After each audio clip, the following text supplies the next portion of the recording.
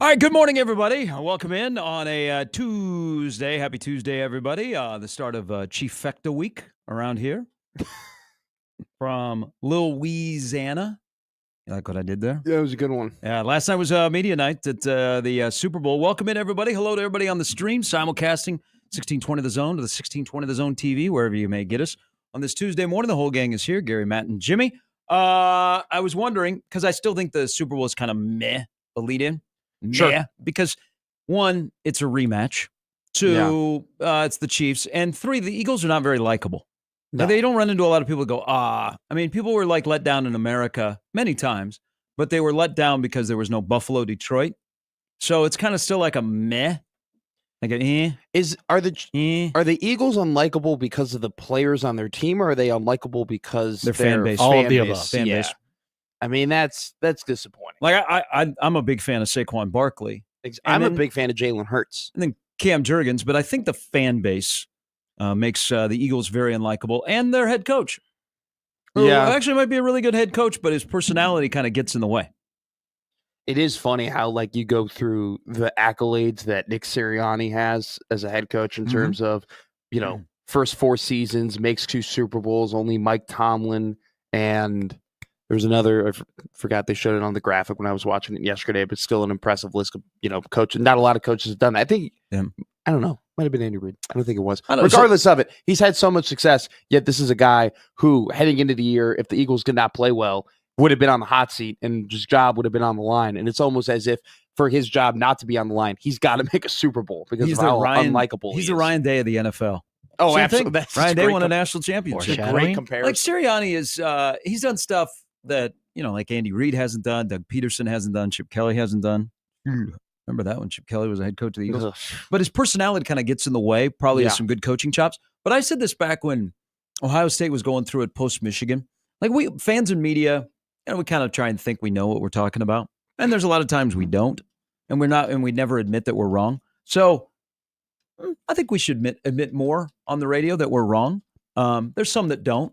Ego gets in the way. They're like, I can't admit that I'm wrong. Well, I've admitted that I'm wrong about a lot of things. But I think fans and media, we think we know, but we don't know. Like, I look at the Eagles situation, very similar to Ohio State. You don't know what goes on behind the closed doors, like in the locker room.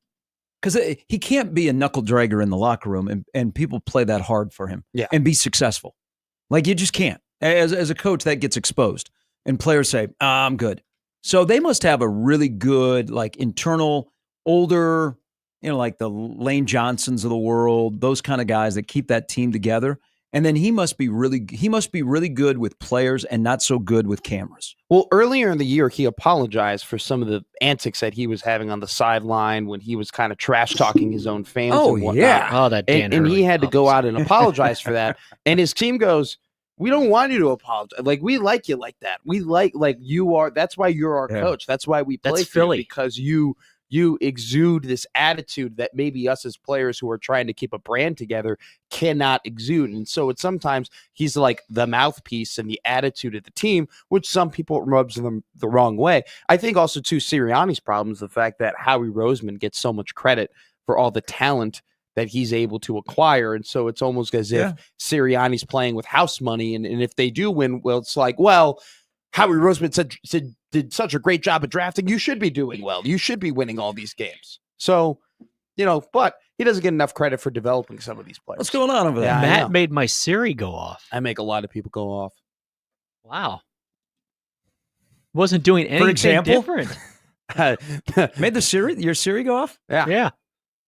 Made your Sirianni go off? Yeah. There you go. Wasn't there that commercial that was supposed to do that? Like, hey, Siri, and like it was supposed to make your Siri go off. Well, there was a brief time where there was that commercial, and then people started to complain.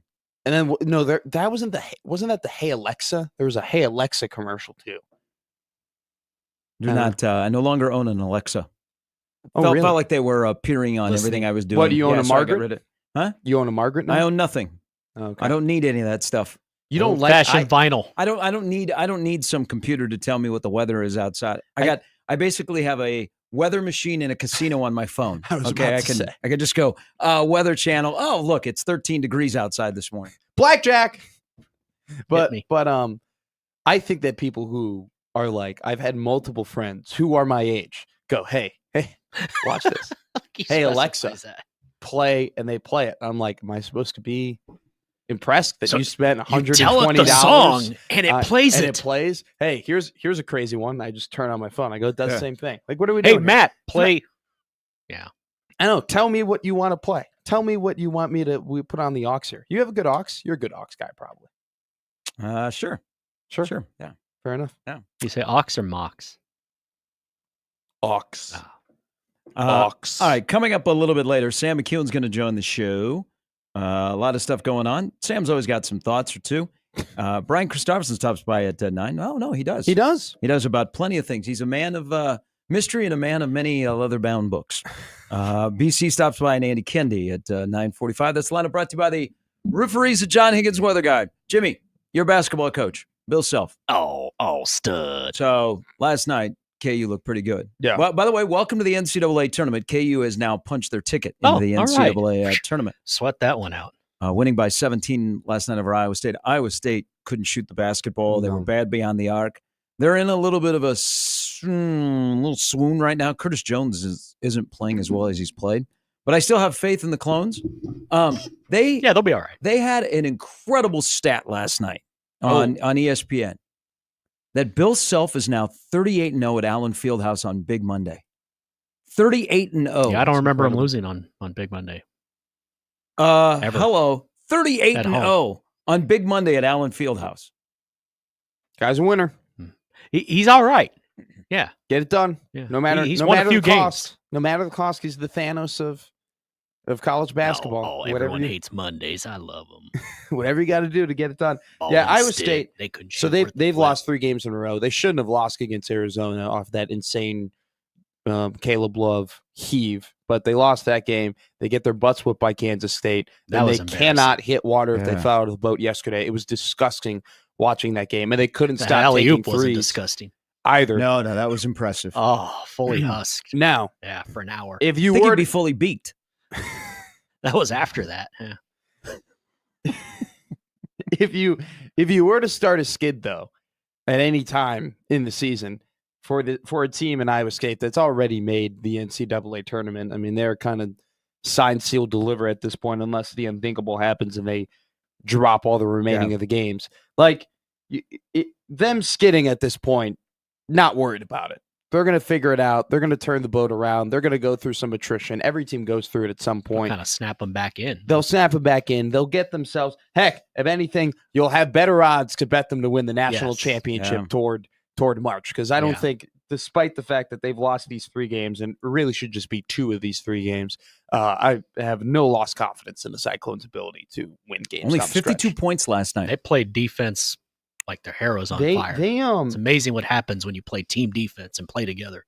You just sound like Bill Self there, doing your press conference. I wasn't even trying that. You've been watching that guy at KU for way too long. Ball and stick.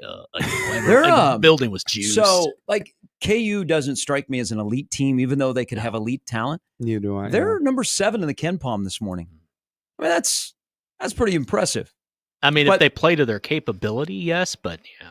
I mean, they're looking at a 3-liner. Mm-hmm. What Iowa State losing last night did in the skid. 2. Man, 2 and 3 is going to be very interesting. 2 and 3 will be packed of some really good teams. But man, the SEC now has a chance to have 3 of the number 1s. That's crazy. Alabama, Auburn, and Tennessee. And then Duke would be the other one. They get a lot of the projections, the bracketologists have 13 SEC teams in. 13. And 3 of them could be on the number 1 line. I thought it was a football conference. Must have missed that. I mean, it's just a money conference at this point. It's just an athletic conference at this point. It's just a conference that just dominates in the non-con at this point. And they're eating each other alive, but they're eating each other alive in a good manner where they're all still looking really, really good doing it, which is kind of rare. Typically, you have a team like Tennessee that they go from being in the non-con to the 1 seed, and then they fall all the way out to a 4 or 5 because they just didn't have a good con. They're all beating each other, and they're all looking good doing it. So as of right now, you got Auburn, Duke, Alabama, Iowa State on the latest bracket matrix. So we'll see what happens there. I think Duke probably. I mean, stay in. I don't. When was bracket makers? This was February 1st, though, so it's still got some time. Yeah, the Groundhog has seen a shadow ever since. Yeah, and Iowa State's lost since then. Iowa State, they'll figure it out. They're beat up too. That was Kansas, though. That's a February 1st. I know. I don't know why it's not updating. It was February 1st yesterday. They still don't have Nebraska in on any of these things either. Yeah, so, that's why. Yeah, I saw they're back last 4 in. People that were quoting that yesterday, I'm like, I don't think it's been updated since Nebraska played. It's not been updated yet. So we'll have to wait and see. I'm excited for it to get updated. I agree with you in terms of Kansas. I watch them. I've watched about 3 or 4 of their games at this point, and they have Storr and they have Dickinson and they have the coach and they have a lot of really good athletes. It's just they don't pop. Like you watch Alabama, they kind of pop to you. You see Sears, you see like their athleticism. You watch Tennessee, they pop a little bit. Yeah. When Illinois was playing really good basketball, which they no longer are, but when they were, Yakachonis, Boswell, they popped. Kansas doesn't. It's an eye test thing, but you don't see it. But they play good basketball because they got Bill Self and a bunch of top athletes on that team. And don't forget about Zeke Mayo. Yeah, it's a good one. Shout out Zeke. So I'm trying to get fired up for the Super Bowl, which I am, but not like I've been in the past. Again, I think it's very meh. Like I'm looking at a lot of the national shows that I like to watch, talking head shows. Very few people are at Radio Row. Yeah, I just want to talk about Luka. Did you see where they're set up in the media room? Well, I saw for the media night, they were in the parking garage. Yeah, nice. They're only in the best. D. Yeah, they're in Lot D. I don't know where Radio Row is, but like if you scan the national like talking head shows that are on all day, I don't know that anybody was like in New Orleans yesterday. So I watched. Is it still under snow? I watched NFL Live, which they were talking about the Super Bowl, and then I watched Around the Horn, PTI, and Sports Center. Wow. And all it was about was just raking Nico Harrison through the mud. For 2 hours, I watched Nico Harrison just get absolutely dragged by Around the Horn, by PTI, and then by the experts they brought on at Sports Center to basically just say, what the hell are you doing? At one point, Harry Lyles Jr. went on national television and goes, even if the Mavericks win a championship, even if they win the NBA title, this is still a bad trade, and this is still a failure. Shout out my GM. He fleeced the Kings. Yesterday was a conspiracy theory day, too. So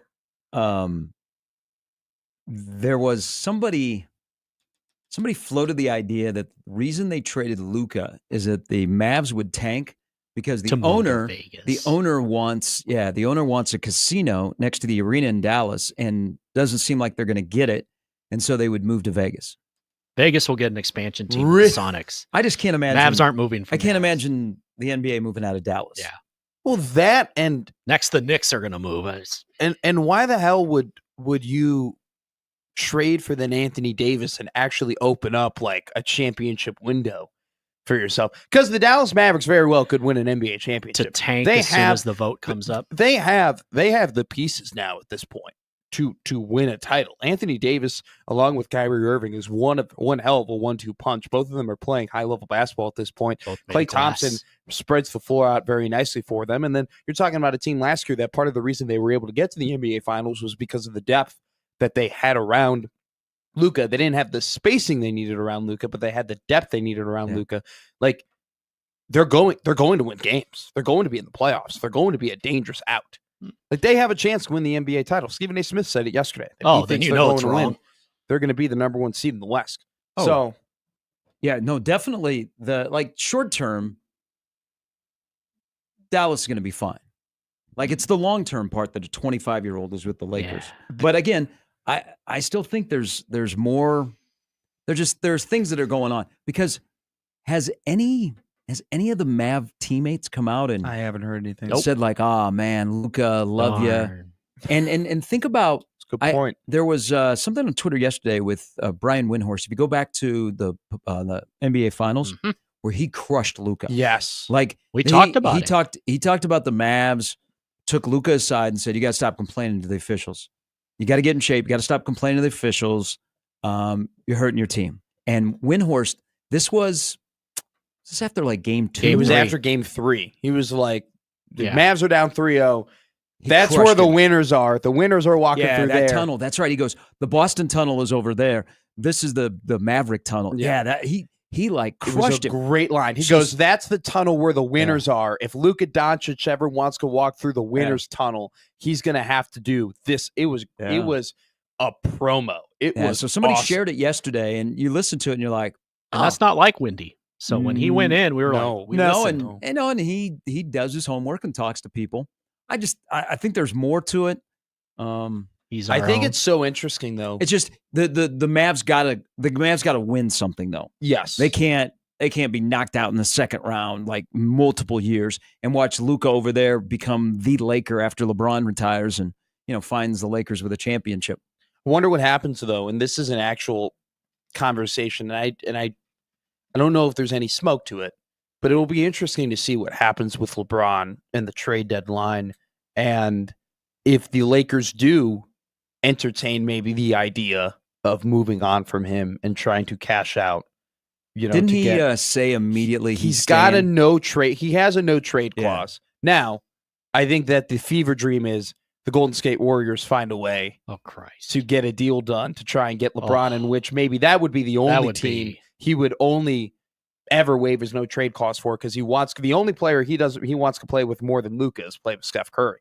But this is the first time ever in LeBron's career where he is not the priority on his team. This is the first time ever where he is not the future. He is not the superstar, or he is a superstar, but he's not the number one most important idea on his team's mind. The number one most important person on the Lakers now is Luka Dončić. It's no longer LeBron James. You know that Bronny has scored more points as a Laker than Luka?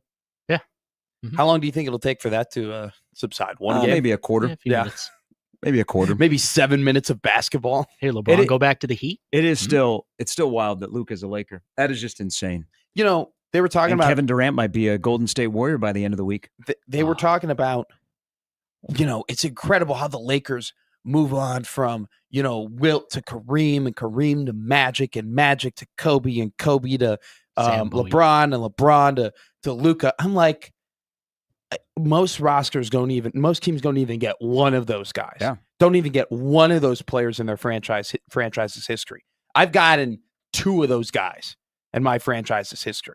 I mean, it's absolutely insane how this owner, and it's still the same, ownership group.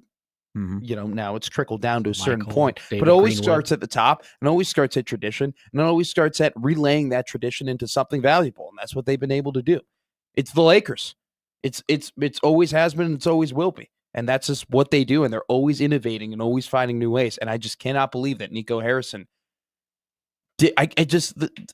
The fact that he didn't want to bring it to the open market because he knew that it wouldn't happen if it went down in the open market, because the hate that would have come toward him for even entertaining the idea of trading him, it would have stopped it in its tracks completely. The ownership group said, we get it. I understand that you might think that this is the right move for the team, but people are literally going to be crowding outside of our stadium if you do this. Then the NFL yesterday said, not so fast. I'm Myles Garrett and Cooper Kupp. We'd like to get into this. That's why I like Cleveland's got an interesting situation, Myles Garrett, because there's teams would be lining up for Myles Garrett. Yeah. But football is not like the NBA. And thank you. They follow logic. A player just can't say, I want to be traded, and all of a sudden they're traded in the NFL. Thank you. At least that keeps some sanity in the NFL. But, if you have a guy like Myles Garrett who is anti-Cam Newton that would like to win and would like to win a Super Bowl and doesn't care about all these defensive awards that he wins, you somewhat might have to accommodate him. It's not about going to from Cleveland to Canton. I mean, that's what he said. That was the direct quote. I absolutely love it. He wants to win a Super Bowl. The Cleveland Browns have completely messed up their Super Bowl window with that great defense that they had, along with Nick Chubb and a really good offensive line. I mean, they completely screwed it up with the worst trade and contract and maybe NFL history, not maybe in NFL history with Deshaun Watson. Do you know how good the Cleveland Browns were in terms of the roster surrounding Watson? They made it to the playoffs with Joe Flacco coming off of the couch in November. Not Tim.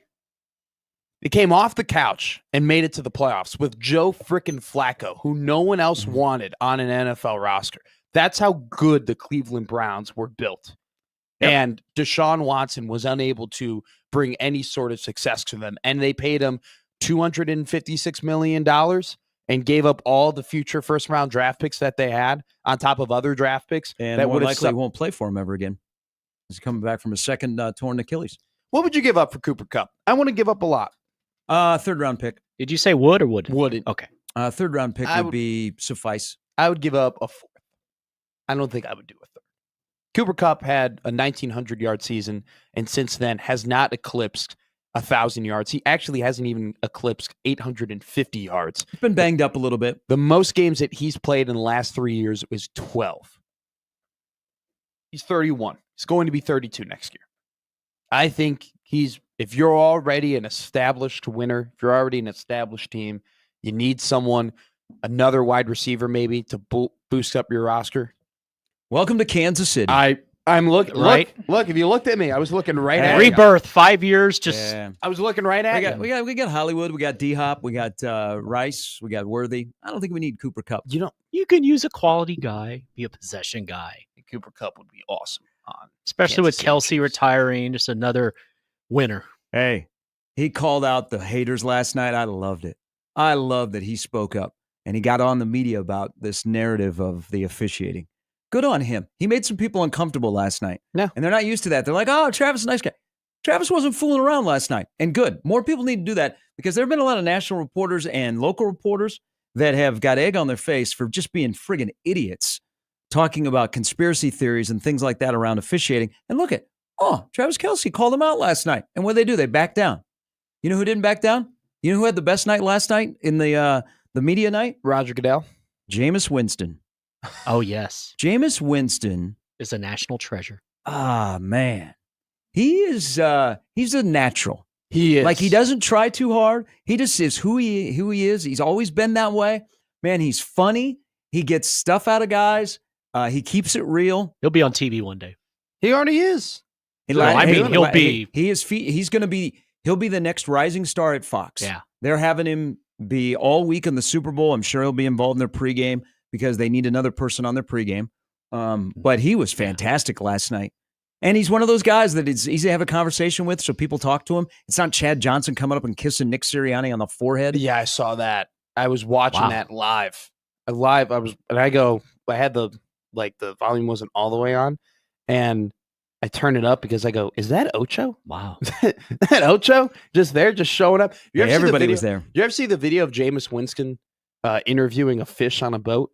I did not. He's in deep sea fishing in Florida, and the fish is flipping into the boat, and he grabs a microphone that somehow has a CBS Sports wrap on it, and he goes, "We got to talk to the fish. How'd you get in here?" And he puts it up to him. It was so funny. Forget Greg Olsen. When did this become a night event? I thought this used to be like a midday event. Okay. Yeah. They made it opening night. Yeah. They turned it into an extravaganza, and they called it opening night. Mm-hmm. It's probably what I think the Chiefs, ever since the Chiefs have gone on this run, it has been a nighttime thing. Mm-hmm. Can we get microphones to the people who are asking the questions? Be a lot of mics. There's a lot of people that ask that for a lot of media conferences. I don't know the way it's set up. It was annoying yesterday. Typically, it doesn't annoy me, but I couldn't hear one thing people were asking. Well, because they don't really have moderators. They just kind of sit down and they start firing questions. It's dumb question night. Then they were answering questions, and then all of a sudden, Guillermo was there, and he handed something to Jalen Hurts, and I'm like, "What the heck is going on?" Yep, that's media night. Mm-hmm. Saquon Barkley had a couple really great quotes. Saquon Barkley probably has the most to gain from a stellar performance in the Super Bowl. He goes, "You can't be great without the greatness of others." That's a nice quote. They are. You know what? The one thing about the Eagles is they are a quote machine. Like they are. Like Jalen Hurts speaks in short sentences. Oh yeah, like really, really short sentences, and he'll use like quotes or Bible verses. Like a lot of the Eagles do that are not their stellar offensive line. Saquon Barkley. Before you had opinions, I had a purpose. Think about Saquon Barkley. He's had one of the best running back seasons ever for any running back. Chiefs haven't given up a 100-yard rusher in 18 straight playoff games, but he's gone over 100 yards in all 3 of his playoff games. If he has a monster game, you will be talking about Saquon Barkley having one of the best seasons by a running back ever. So he has a ton to gain. he's already one of the best, and he's a good guy, and he makes the Giants squirm every time he carries the ball. But like another big game on that stage to win a Super Bowl title, man, Saquon Barkley's stock will go through the roof. He's one of the best running backs I've seen in the Big Ten since Nebraska's been in the Big Ten. When Nebraska went out and played at Penn State and see him in person. So he's 30 yards away from breaking Terrell Davis's all-time regular season plus playoff rushing record. If he were to do that and then win a Super Bowl, and then on top of that, win a Super Bowl MVP, you could make an argument that alone might get him into canon. Because we're already talking about a guy who's had three and a half, because he had 962 the year before. So we'll round up, we'll call it 4 1,000-yard rushing seasons before his 2,000-yard rushing season, and let's just say they win the Super Bowl, before he wins the Super Bowl, before he wins the Super Bowl MVP, before he has the most rushing yards in a given just time period in NFL history, period, end of story. Now, you're absolutely right.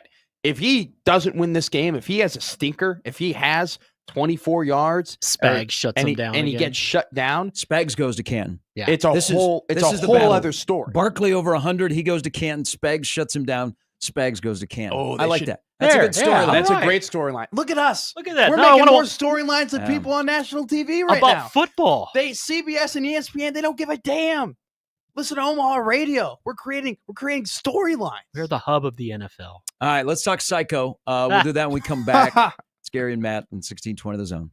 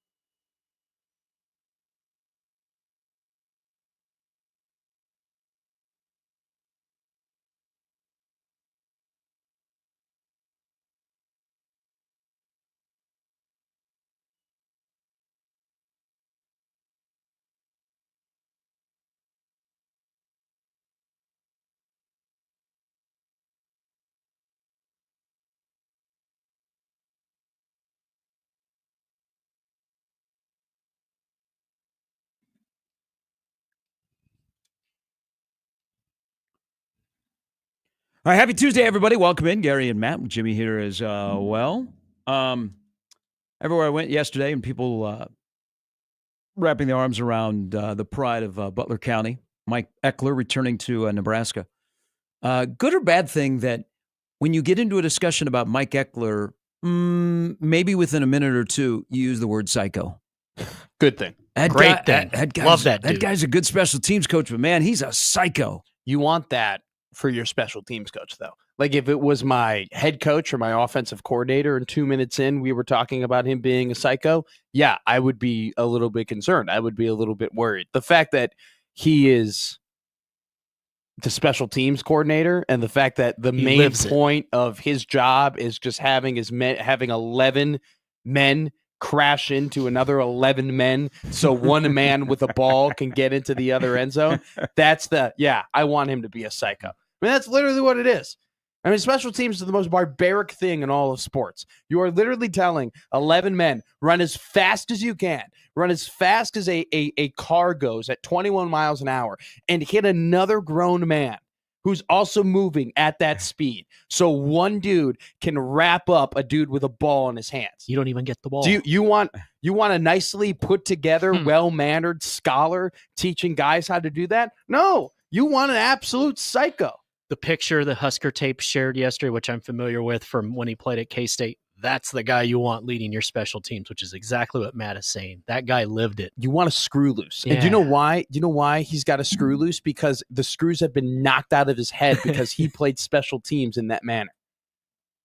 I'm just like a guy with some energy. Great hire. I'm just looking for some energy. Great hire. I'm looking for somebody that can jump high in the air. Yeah. That can be excited when something happens. I'm looking for somebody that can find an athlete that can return a punt more than 4.5 yards, which Nebraska between 21 and 24, they average 4.5 yards per punt return. Per game.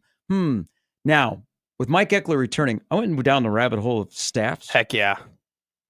So we'll get to this at some point this morning about the staff 2.0 that Matt Rule has assembled because he's been busy. He has promoted or hired 8 coaches since the Pinstripe Bowl. But when Eckler was here, so he was working with some linebackers as well. Bo's staff on the defensive side of the ball, where was Bo's strength, like his initial staff at Nebraska, and I'm just going to read them all off. Sure. This wasn't a bad staff. So Bo was the head coach, Tim Beck, Ron Brown, Barney Cotton, Mike Eckler, Ted Gilmore, John Papuchis, Carl Pelini, Marvin Sanders, Sean Watson. That wasn't a bad coaching staff in 2008. If you think about like defensively, having Carl, Marvin Sanders, and then Eckler together on the defensive side of the ball, that was a pretty good little staff that Bo put together for his first time as a head coach. Shows why they got it back going after the 2007 debacle. Well, they were always really good until Bo and when Carl left, Bo struggled. Yeah. But he didn't Papuchis wasn't the yes man, tried to say, no, we needed to do something different. And so they got sideways. But for the most part, on that side of the ball, Bo made some good hires. It was good. I mean, they won. I mean, you look back, Papuchis is still coaching. He's at Florida State. Eckler, even before he came back to Nebraska, still coaching. At Tennessee and having great success. I think what it boils down to is you can always judge a good staff based on 15, 16 years ago. How many of those guys are still coaching? It's not to use a cliche here. Coaching is a really tough industry and it's a dog eat dog world, right? And you can go from being on the highest of highs like Eric Bieniemy, who's primed to get a NFL head coaching job after all the great work he done in Kansas City, and now he's the running backs coach for the Chicago Bears 3 years later. Right? It is a turbulent industry. And so the fact that you read down that coaching staff list and and you still recognize those names and those names are still making impacts across college football, you can be it's a pretty solid hit. There's no surprise why you read that staff and we go like, oh, okay, that was really, really good. I mean, that was the last time Nebraska had a consistent winner. The last time that Nebraska was consistently winning football games and consistently going to bowl games was when they had a really good coaching staff. And sometimes that's just what college football boils down to. What do you think was the biggest detriment? Absence of Carl or absence of Marvin? Carl, we've talked about that on here before, that it just wasn't the same after he left. Tell you what, man, Marvin Sanders was pretty good. Marvin Sanders, I mean, that was an abrupt departure, but he was pretty good. Why is it always defensive back coaches that all of a sudden are yeah. Talk about coaches having the screws loose. But Carl was an important role because he knew his brother. Yeah. And vice versa. They were on the same level. Carl or Marvin? Probably Carl. Just because when you have a brother and you have that connection and you have someone who understands you in that way, right? Like, you lose that. It's not just you're losing a coach. You lose a family member, right? And he's not dead or anything like that, but it's always good to have that kind of resolution thing. So it's just like you lose a guy like that. Really helped those first couple years of Bo. I mean, Bo was a fiery guy too. Bo was that's not a surprise. It's not a hot take or anything like that, but Bo got fired up, and Bo at times needed people to calm him down and get him right into the back track. And like, that's the reason Bo was successful, because of his fieriness, but it was also the double-edged sword of like, that's why he got ran out of here, because he did rub people the wrong way, because he was a tough SOB. And like, when you have a brother like that, who's around there, who is on your same wavelength, but then also understands, who's grown up with you, knows how to calm you down. When you lose a guy like that, the wheels can get off the track. Yeah, I would say Marvin Sanders. I think Marvin Sanders was a key, because Marvin Sanders was a dude. He could recruit, he could coach. Why is it always defensive back coaches? When you lose a defensive back coach, it seems like you take a step back. Like, they all of a sudden have the most importance. They're not a coordinator. They're a defensive back coach. Look at Evan Cooper. Look at his absence this past year. I think with Evan Cooper, though, and it goes back to the relationship building, right? When Matt Rule walked out of that van, when he was announced as the head coach, he walked out with his family, and then who was right behind him? It was Evan Cooper, right? Mm-hmm. That was his guy. And he even went in press conferences and had talked about Evan Cooper one day taking over as head coach for him, right? Like, down the line, 15 years, heck, maybe Coop will be the coach at this point. Like, that's how he looked at him. And so, first off, defensive backs coach are so important nowadays because the ball is being thrown so much, right? And especially in a 3-3-5, you have 5 players are coming out of the defensive backs room most of the time. In order to like handle that defense, you need a very, very strong defensive backs coach. But then on top of that, with Cooper, it's like he was the backbone of Rule. And I'm sure when whatever happened and he had to go, it hurt Rule, not just from a schematic X's and O's defensive back standpoint, but it hurt him from an emotional standpoint. Because when he came to Nebraska, the first person he said he was bringing was Coop. As to why it's always the DB's coach, I don't know. You would think it's probably special teams coaches or some, defensive line coaches. No, I mean, look at Nebraska has a new defensive back coach who has been a coordinator. Yeah, I mean, you have a defensive back coach who took over for Evan Cooper, now is a coordinator. I think so. What a way we talk about the roller coaster of a Hartzog or other guys in that back end, because they're on to their 4th different defensive back coach in 4 years. Well, I think we're putting some spect on the defensive back coach position. With Nebraska football in general, the last couple of years, the reason why they have not had the success that people believe they should have had after, quote unquote, winning the off-season championship is, in my opinion, for 2 main reasons: consistency and stardom. Okay, where does consistency come from? Mm-hmm. Consistency comes from culture and coaching. Okay, they have built the culture, but in building the culture, they sacrificed experienced coaching. Now that the culture is built and the culture flows through Matt Rule, right, and he is the one that has established that, they have now brought in experienced coaching. But at the end of the day, football is football, and it's played by the players, not by the coaches. And so Nebraska just needs to focus on getting dudes, and then most importantly, developing those dudes and getting those dudes to win football games and win close football games. And now they have a psycho at special teams.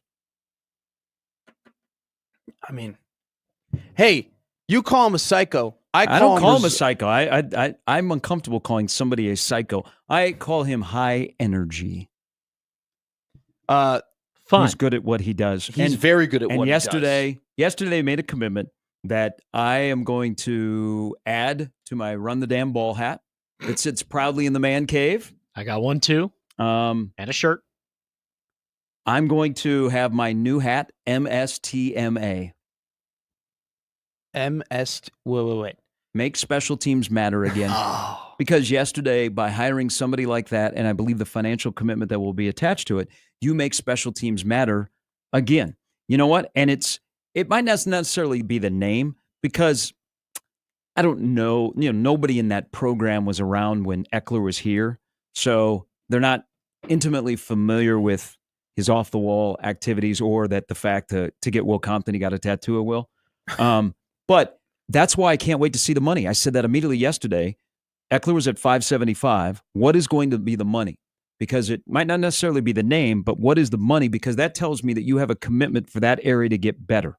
And internally, a player will see that and they'll go, oh, they're paying. Okay, now they care about special teams. It's not just some Jonathan Rutledge on the side that is an analyst that also has to take classes during the morning, and he comes over here in the afternoon and he works out the kickers.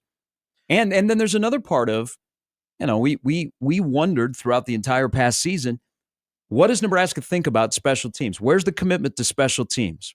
We wanted a pound of flesh of Ed Foley. Well, we're going to get Ed Foley touring the state once again because he isn't going anywhere. But we wondered, okay, well, how does Rule really feel about special teams? Does he care as much about special teams as we do? Because can he see what we're seeing? Well, to hire a guy and probably pay him pretty well that has no connection to you other than he worked here before, I think says something about, yes, we take that serious and we have an opportunity here, because I like my OC. He's one of the better in the business. Yeah. My DC is new, so we'll hold off on ranking John Butler. But then I hired a special teams coach, regardless of what your Tennessee Yahoos were trying to say yesterday about he was garbage. I don't know. Maybe watch your football team play and maybe look at some facts. Nebraska got one of the better special teams coordinators in football. So it makes a commitment financially, and also that you care about that, and you care about the window that has now opened for you in your second time to make up for a bad staff your first time. Whenever Matt Rule gets on the microphone once again in front of the press conference, or, in front of the media for a press conference, I have a feeling he'll say somewhere along the lines of, Mike Eckler just happened to coach here before. He just happens to have a Nebraska connection. That's not the reason we hired him. We hired him because he is one of the best special teams coaches in the country. And it does not matter that Mike Eckler had a history. They were looking to go and get a guy like Mike Eckler, who consistently had cultivated really good special teams units in the SEC. And so Eckler having a Nebraska connection is great. It's really good for the storyline. It's good for the program because he understands the state. He understands the history. He understands the tradition. He understands that it's much different in Nebraska than it is in a lot of places in terms of coaching football. So it's a benefit to the program that he's had that experience. But Matt Rule didn't go, oh, Nebraska guy, let's go hire him. Matt Rule goes, no. That's one of the best damn special teams coordinators in all of college football. I want him to coach my unit. That's exactly how he needs to be hiring, because he wasn't hiring like that before, and they went 5-7 and 7-6. We'll get Sam's thoughts on Mike Eckler, who he was around when Mike was here previously. Sam will join us coming up at 7:30. It's Gary and Matt on 1620 The Zone.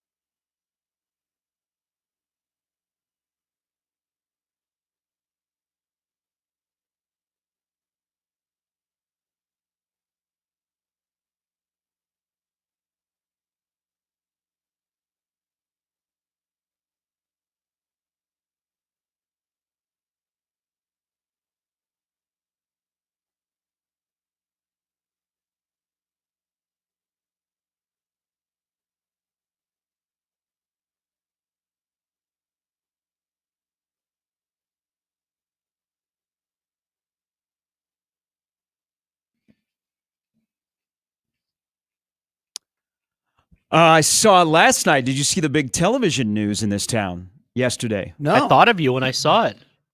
Yeah. You have to watch the news. After 50 years, John Nicely is retiring. Wow. 50 years? I don't know. I'm glad it worked out. You do not. That's right. You do not know who John Nicely is. So you got a few weeks to watch. Middle of March? Yeah. I think he announced his retirement. Mm-hmm. So 50 years. I think just Channel 7 and Channel 6. When I first moved to Nebraska and used to be able to get the Omaha stations in Lincoln, I think he was sports guy at Channel 7? He was sports guy at Channel 7, then went to St. Louis and decided too many Cardinals fans, and then came back to Omaha in 92, I believe is what I read, and been at Channel 6 ever since.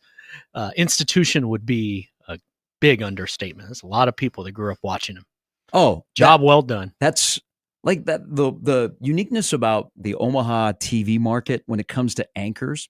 So, and it was kind of the same way in Lincoln. Like Rod Fowler has been at Channel 8 since day one, since they opened the door, which is amazing because I'm sure they've run him through the ringer. But Rod is a great human being, and he's very talented, and so he's stuck around.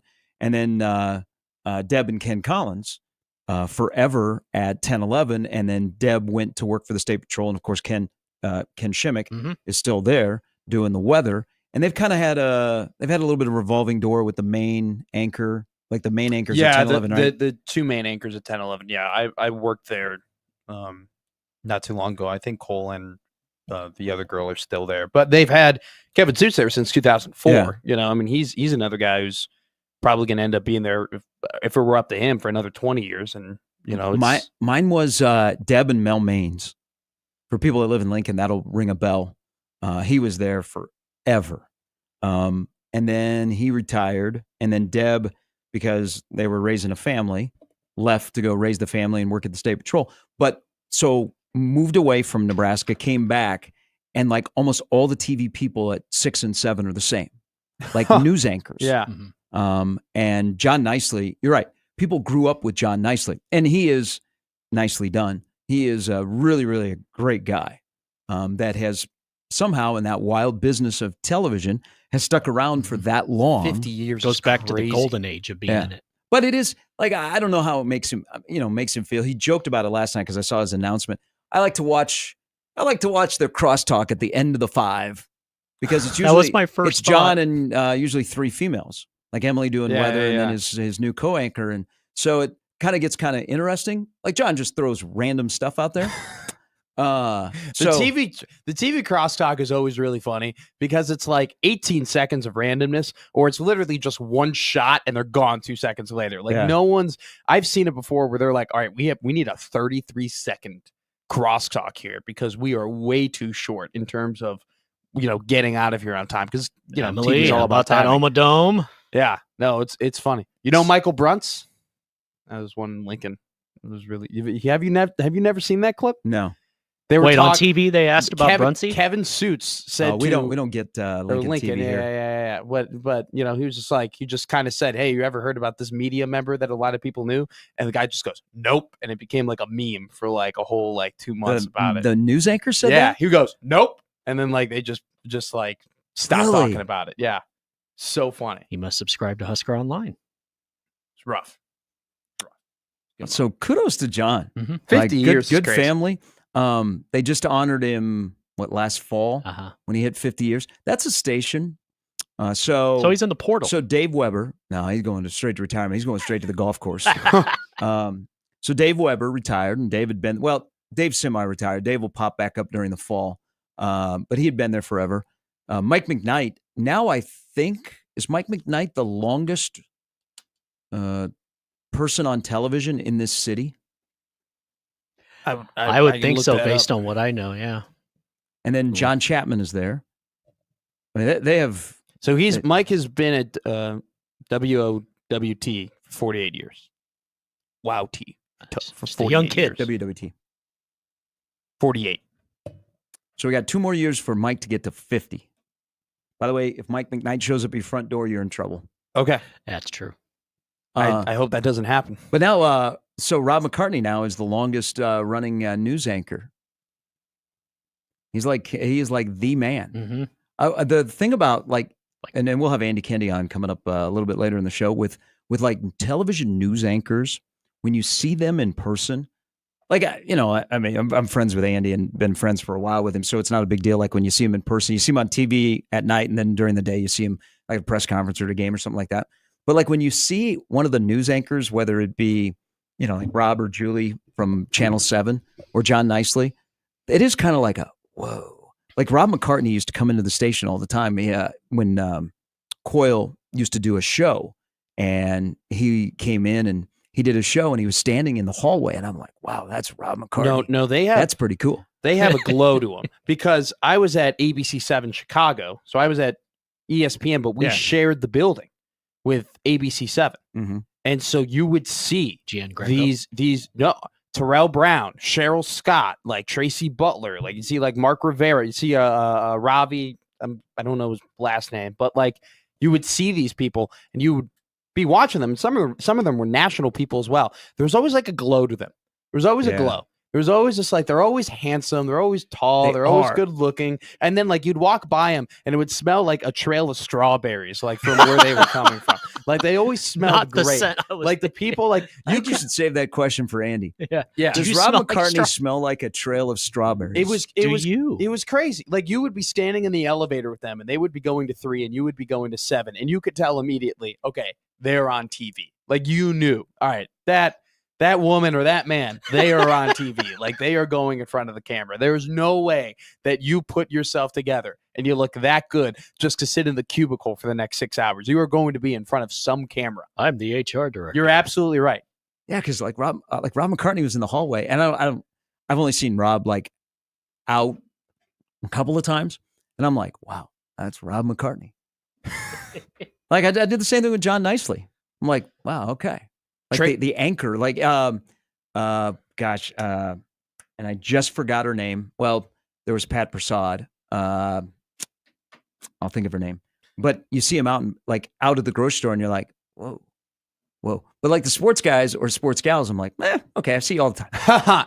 No, there's a different aura, is what you're saying. When you're the news, when you're the general anchor, different aura than when you're working in the toy shop of sports. But I'll just say, like Tracy Butler, she's like the longtime weather woman over in Chicago. Uh-huh. Like she became like my work mom a little bit like that. Like she was very, very nice to me, very, very sweet to me. And I told multiple women in Chicago, like my friends' moms and my mom, and they're all like, oh my God, Tracy Butler. That's so cool. It's like these news anchors are like modern, local, super like stars. Like they're characters. And it's like, hey, they're different. It's a different life to live. I don't know if I could live it. I can tell you it's a different life to live because I shared a bed with someone who was a television news anchor. Same. Sean says, who used to be in the business, says, you think seeing a news anchor in person is impressive. Try seeing them without makeup. Well, that's harsh. It is a little harsh. But I will say this. So I can tell you from personal experience. So my ex-wife was a morning news anchor in Fort Myers. And fairly popular, good show. And she had, I don't want to say a unique look, but she had the look of somebody that would be on TV. Sure. And, like we would go out and she would not put on makeup. And like the first couple of times after, her show became popular, like people would stare. Yeah. And I'd be like, okay, I know why they're staring, but seriously. That's got to be annoying. That's got to be so annoying and so like invasion of privacy, and just to walk around and know that people know you. I mean, that's got to be weird. That's got to be really weird. So from there on out, like she's like, well, I got to put on makeup. Really? Oh, yeah. I thought you were gonna say hat. Well, because I guess she had an incident. She went to the gym. Of all places, I mean, you're not wearing makeup to the gym. Well, and nowadays. And one of her, a listener or a viewer was like, I saw you. And then they made some comment. So I was like, really? That's so really? Weird. But yeah, that's so weird. The news anchor world is a whole different world. But you become, they're like, they feel like they're part of your family. Like you were saying, Jimmy, and people have said this about, immediately John Nicely. Oh, I grew up with him. Yeah, you do. In this town, there aren't a lot of revolving doors of like the main news anchors that are with you like at 6 and 10 o'clock. And this is still, I think Omaha is still a good news town where you watch the local news. Mm-hmm. Some places it's not as as popular as it used Sure. to be. Or But prevalent. this is still, I think, a good. People like market to to have be. people like to have the physical newspaper in their hand, and they like to watch the news. So those news anchors, male or female, like Rob or Julie on Channel 7, like you do feel like you know them. Like I know the Ranby family. Sure. Hey, how's JoJo doing swimming in Nebraska? And I've never met JoJo before. Well, they are in your room at 10 o'clock every night. They're right They there. are. They're standing right in your room with you and your missus or you and your partner or whatever. That could be a promo. They're talking to you. You're on your TV every night. They got to be a part of it. I love Pat Tomasula. See, people say Gian Greco, but I grew up with Tomasula. So it's a little different. Wake up. I'd watch the Sports Center at 6 o'clock. I'd watch the Chicago Sports News at 7 o'clock. Pat would be standing right there with his beautiful hair. Pat. Have you ever seen Pat Tomasula? That man's hair is incredible. Better than Jim. Yeah, you can't have my hair and be on TV. Yeah. Unfortunately, no. Yeah. I mean, you don't have to say unfortunate. I get it. Have you ever and this is not an insulting question. No, I've not Fedora? ever considered plugs. Or going to Turkey? No. I saw a video of people like going to Turkey and stuff, and it's like a whole experience. Like they put you in a 5-star hotel room and they put you in a resort, and like there's like a Turkish spa. It seems like it's a legitimate vacation. You just leave with more hair. Now I can't imagine. Well, so much for Destin. Typically some places you leave and you're missing a kidney. Yeah. You come back from Turkey and you got more hair. Typically, I hear Turkish you go on Airlines vacation, is sweet. you leave with less hair. So you are from a town where this was, 7-8 years ago. Flew into O'Hare. We were going to another one of our Cubs weekends. And like every fourth billboard was, because Urlacher at the time had grown hair. And so like every fourth billboard was for that surgery. So I took a screenshot and I thought about it briefly. And this guy told me that Chicago is becoming like the destination. Oh, really? For some of the experts of hair restoration are based in Chicago. So there was this weird time where every time you would see Urlacher, you would see him with a hat on. Mm-hmm. Okay, now this is like before Turkish hairlines, before this was like a why Turkey?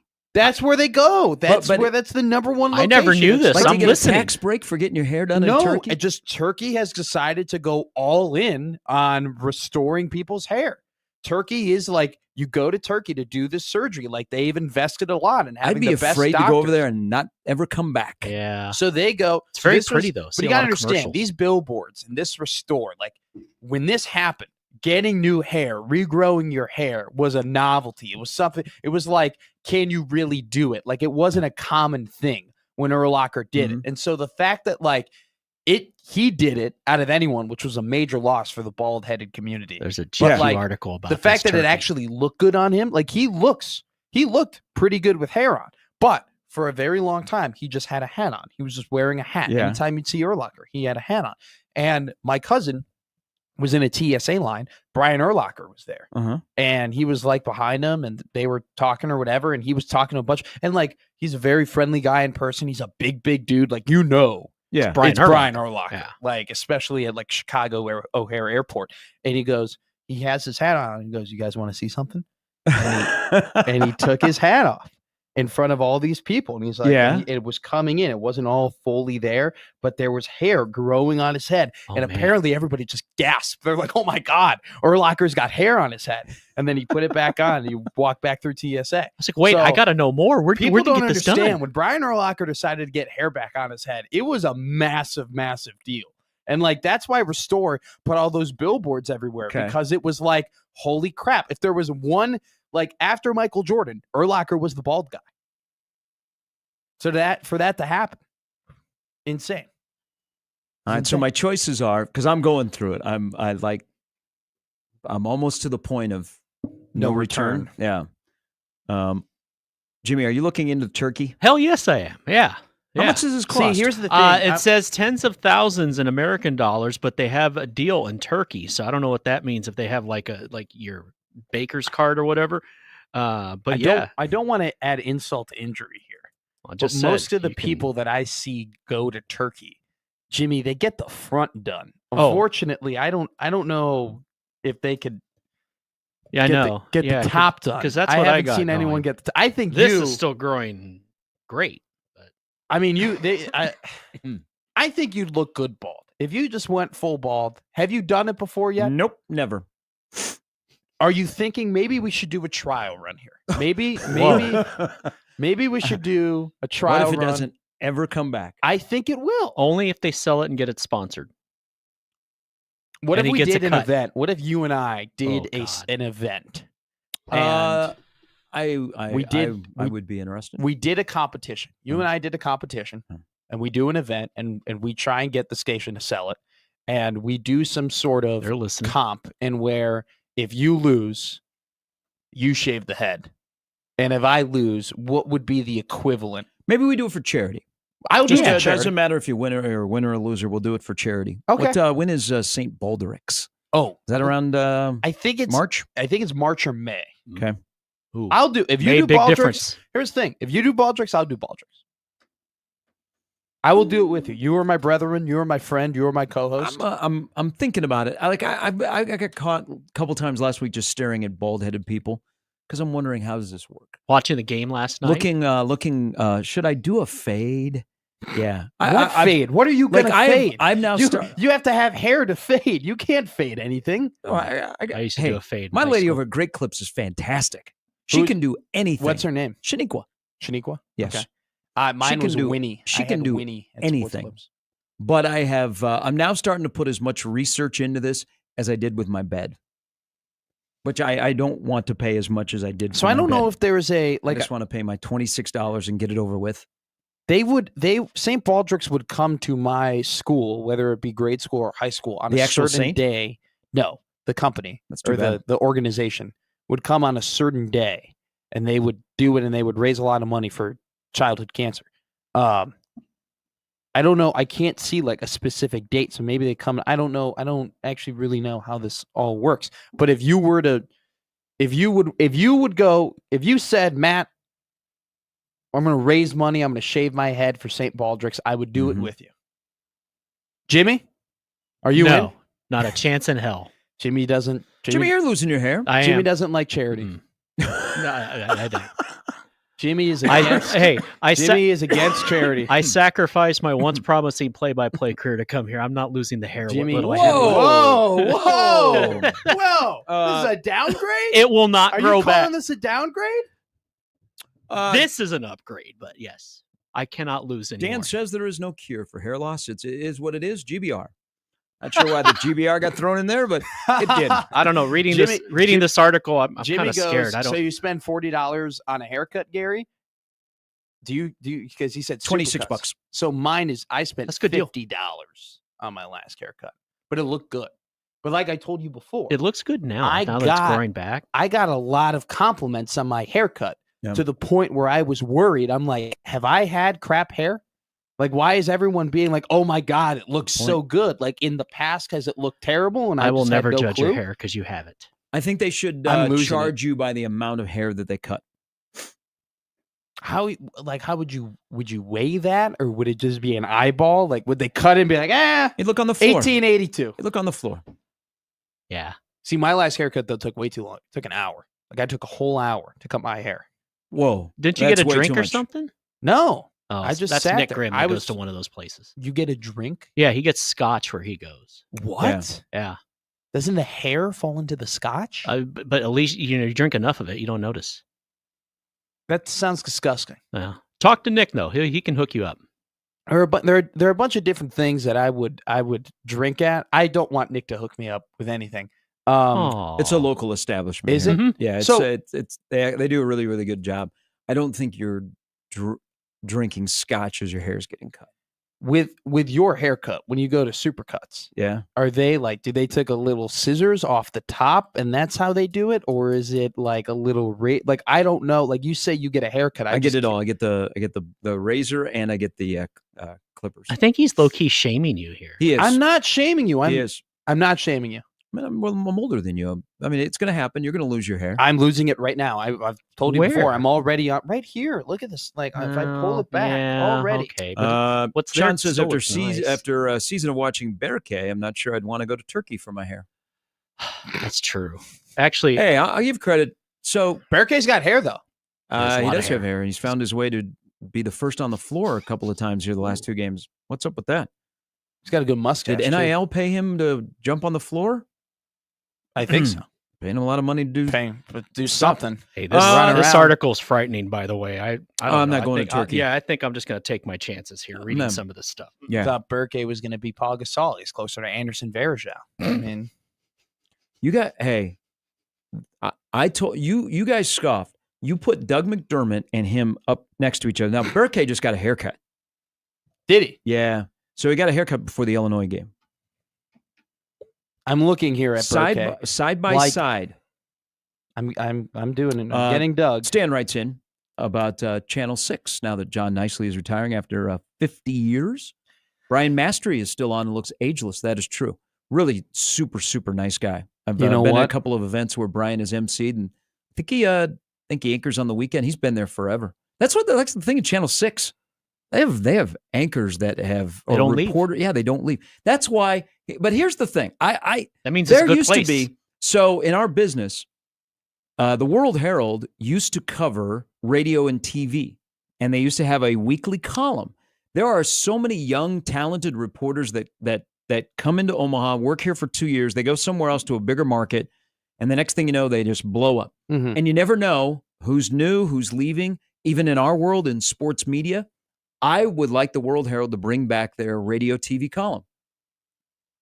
Why not? I would listen to it. I used to read the one back home. It's a new medium. It's even a popular thing outside of people that are in the business. It's a good medium. I think people are fascinated with our lifestyle and our profession. I am going back and forth here between Doug McDermott in Indiana and Berkay Buchtengel in Nebraska.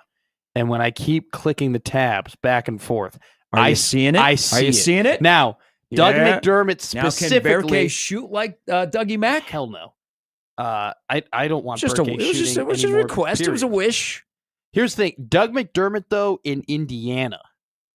Doug McDermott, like in San Antonio or Sacramento or in New York, not really. But for whatever reason, I found 2 pictures of Doug in Indiana, and that's the closest resemblance. So I don't know what it is about playing in Indianapolis that makes Doug look more like a Turkish stretch 4, but I'm listening. Is that also one of the procedures you're seeing, Jimmy, on the story? Yeah. Can I go to Turkey and get a stretch 4? Yeah. Are you? If are that's you here, the case, are Fred, you here to get the hairline recovery? No. I'm here to get the McDermott. Yeah, I just want a guy who can stretch the floor. I'm actually here to become a better sharpshooter. Can I get a Doug? Let me get a Doug, please. Let me become one of the greatest NCAA basketball players ever. Thanks, Doug. Congratulations to John Nicely. After 50 years, he is retiring to the golf course. I think he has his bowling tournament. It's about this time every year. He has his big bowling tournament. You'd be a good bowler. Yeah, I get bored. Is there any recreational sport that you're not good at? Lots. Okay. I feel like you're the type of guy who's pretty good at everything, like bags or. I just my attention span is very limited. Sure. So that's relatable to me too. I think we all have that problem. Mm-hmm. All right, Sam McEwen's going to join us before the hour is over. We'll talk, of course, Mike Eckler. People in Butler County are elated. Is he on the website? I tried looking that up. He is off of the Tennessee website. He's been since removed. I would not be surprised if he was on the Nebraska Mike Eckler. But it's just his past. He is not. Past. Yeah, he is not. Ed Foley still listed as a special teams coordinator. It's Gary and Matt, 1620 The Zone.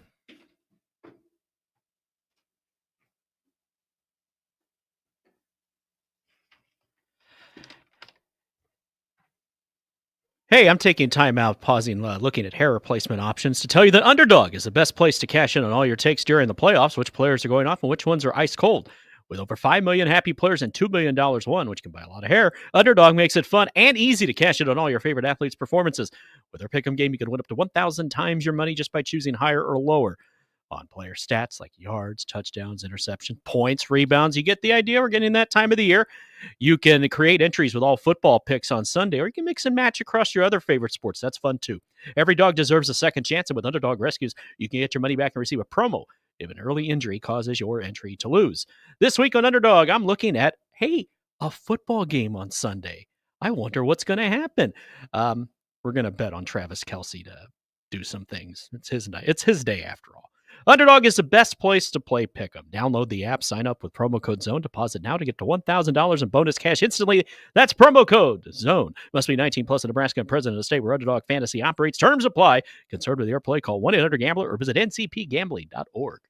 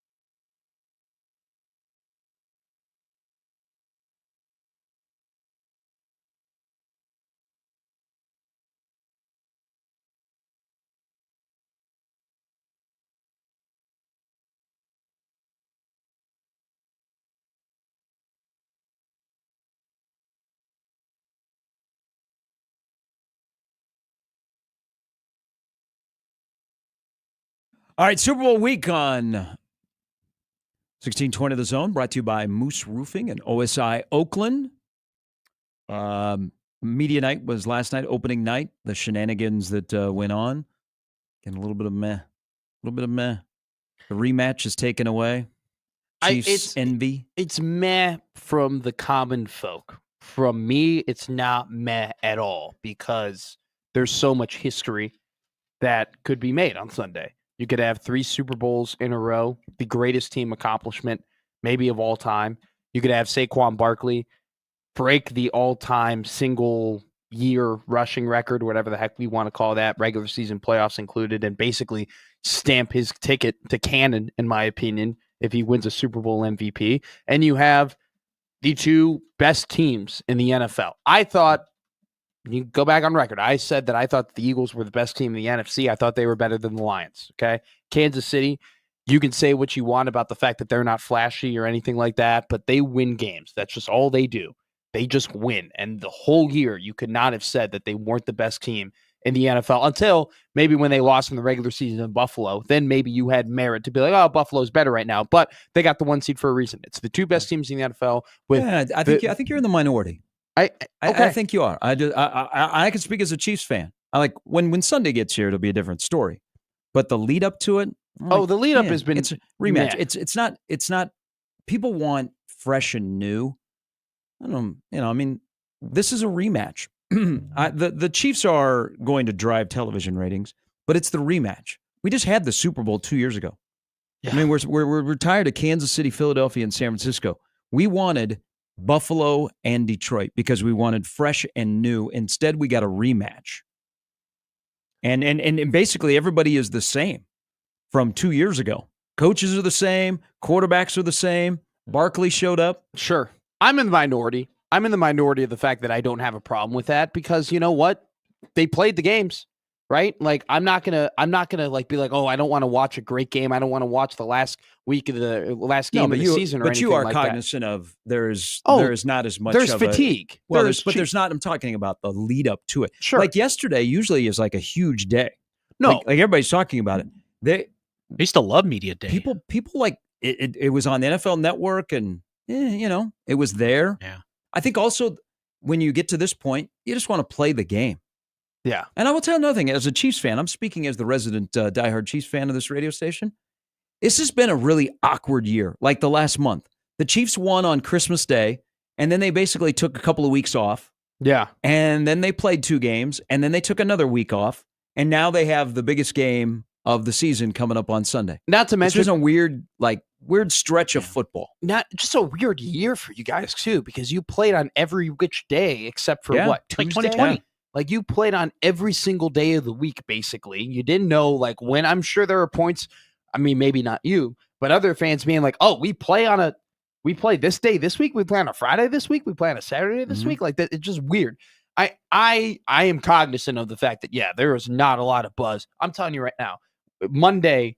It's the Monday of the week at the Super Bowl, and the Super Bowl is not on the A block, on Sports Center or around the Horn or on PTI or around any of those shows. That just goes to show you your point that the lead up to this has just been, meh, yeah, it's 2 best teams are playing a game. It'll be the end of the year. Your team still plays There's not that much. I'm excited for it because I really like these 2 teams, and I've watched a ton of them and know a lot about them from the year. Mm-hmm. But I know that I'm in the minority in that regard.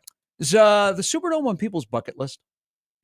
If you think about another Super Bowl being in that building, it is one of the most iconic venues in American sports history of everything that's gone on there. Maybe basketball has been bigger than football in that building, but it's a football town. It is one of the most iconic American sports venues when you look at history. Is it on people's bucket list if you've not been to the Superdome to go to the Superdome? Hell, even Nebraska football has played in the Superdome. I don't think it's a bucket list, but I would never say, man, I want to go to the Jacksonville Jaguars Stadium. They got a big pool. I would say, though, man, I would really like to go to this. I would love to go to the Superdome one day. Like, I would like to go there. It's not like a Kentucky Derby or the Masters or going to like the U.S. Open in tennis. It's not like on that level. But it'd be if the Bears were to go and play or my team were to go and play. Which they did already. So I didn't do that. But like if I had a reason to go to the Superdome, I would very much. No, not in a Super Bowl. I'm talking about just in general. Oh, they did. Like they did play in a Super Bowl there. They did. No, I know. And they played a playoff game. Regardless, or I wasn't born, but they played in Miami. That'd be crazy if you were. I wasn't. No. Previous life. Regardless. What all to say? Not bucket list. Would go though. How many bucket list stadiums though are there for you?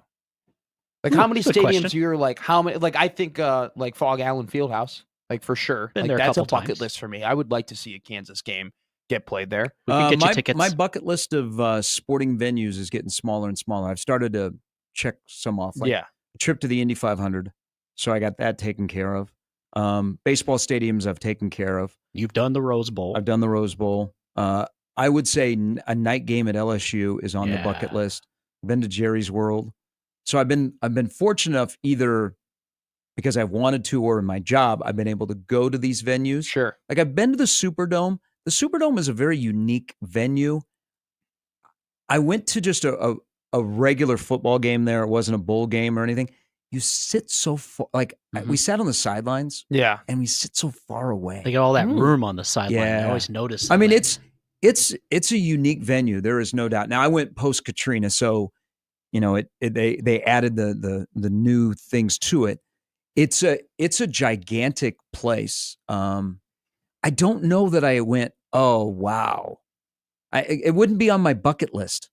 But the events that have gone on inside of there would be on the bucket list because you honestly could make a case that it is the greatest American venue with the amount of sports that it is hosted and like moments. Like I look at iconic venues. You should be able to rattle off moments. You can do that with the Superdome. And Joe Montana, I mean, football, boxing. No Moss was in there. Ali's final fight was in there. But look, you got football, you got college football, you got the NFL, you got, the rebirth, Steve Gleason and coming back when the Saints came back from Katrina. You've got basketball. I mean, you got Jordan, you got Keith Smart, you got Carmelo Anthony. Wasn't that Anthony Davis? Coach K's last game? Yeah. Yeah. Good point. I mean, you have, always back to pro wrestling, but like you have one of the greatest WrestleManias, WrestleMania 30, right in the Superdome. Like it is an iconic venue. I just don't know if Pete played there. I think it's one of those things though where that's true. That's right. When the New Orleans Jazz. See, my thing though is with the Superdome is that it's iconic for the events that it's hosted. It's super, but it's not necessarily iconic for like. I don't know how many like amenities or like how do I put it? Like Wrigley. Right? You go to Wrigley or you go to Oracle Park. Like I would love to go to Oracle Park. It's just like super, super pretty. It's picturesque. It's picturesque. It's like, holy crap. Like I would love to like watch a game there. It's not necessarily about the events that were hosted there in terms of Oracle and I guess Wrigley to some extent. But like there's a little bit, I'm not trying to call the Superdome ugly, but like it just doesn't have that type of gravitas to it that those other stadiums have for whatever reason. But it does have the pedigree. I mean, you can make the argument out of all of the events that you just named. There's no one that has the resume in terms of things that were hosted in one single stadium than Superdome. Plus, it was the night that Chris Webber got his jersey retired at North Carolina. It's a good one. It's when you are, outside, like when you drive by it or you're walking up to it, it's mammoth. Now, when you are inside, it is a mammoth facility. I mean, it is. I mean, it's massive. It's huge. But it's big. But it's one of those places outside of the hurricane that has never really like changed. No, it looks kind of exactly the same as it's always looked. Now I'm looking at all these pictures and just all these it just seems like there's another Super Bowl in there. They also are the first stadium to have a suspended video board. So here's a connection to the Chiefs playing there. That's where the Patriots' run began when they beat the Rams. 23 years ago yesterday. How many Super Bowls has there been? Can you guys guess to me how many Super Bowls have been in the Superdome or in New Orleans proper? Because they before the Superdome they were at Tulane Stadium. Yep, they played 3 there. In fact, the statistically coldest Super Bowl ever was in the northern city of New Orleans. 39 degrees. Super Bowl 6. They also have the famous Blackout Bowl when the Ravens and the 49ers played there most recently. So it says you want to get, okay, so here we go. I have the number. Would you like to guess how many there have been in the Superdome? This will be the 6th Super Bowl. This will be the 8th. This is the 8th Super Bowl in the Superdome. It dates back to 1978 when the Cowboys took on the Broncos. What happened in that game? You were there? Yeah, I was there. They were at that game? Yeah. Harvey Martin and Randy White were co-MVPs. Lots of turnovers, lots of fumbles. Yeah. I felt bad for Craig Morton that day. Yeah. So that's a great question. I think Oracle Park might be the bottom tier of my stadium bucket list. I think that is like the last, like on the bucket list, like that is the last thing. It's a great ballpark to go It is to. a great ballpark. Dodger so Stadium. It's like, what is the line? Do you think that going to the Superdome should be ahead of going to Oracle? I don't think the Superdome with just a normal game in there. Yeah. Superdome with an event. Exactly. That's why it's not a bucket list to me. Because I'm not like rain, sleet, or snow. Like, I need to go there. Right? It's not what it is. Now I need to go to Yankee Stadium. And they've had it all. Yankee Stadium is one. I've been to Fenway. I've done Wrigley, obviously. I need to go to a Kentucky Derby. I want to go to a big boxing match. That's my number one. I just want September to go to 13th, the Legion Stadium. I know. Canelo and Crawford. You can go with Jimmy. All right. Sam McEwen. I don't know if Sam's ever been to the Superdome. He was not covering Nebraska back in the days of the Sugar Bowl when Nebraska went to the Sugar Bowl. Danny Noonan was beating up people on Bourbon Street. Sammy Mack will join us next on 1620 The Zone.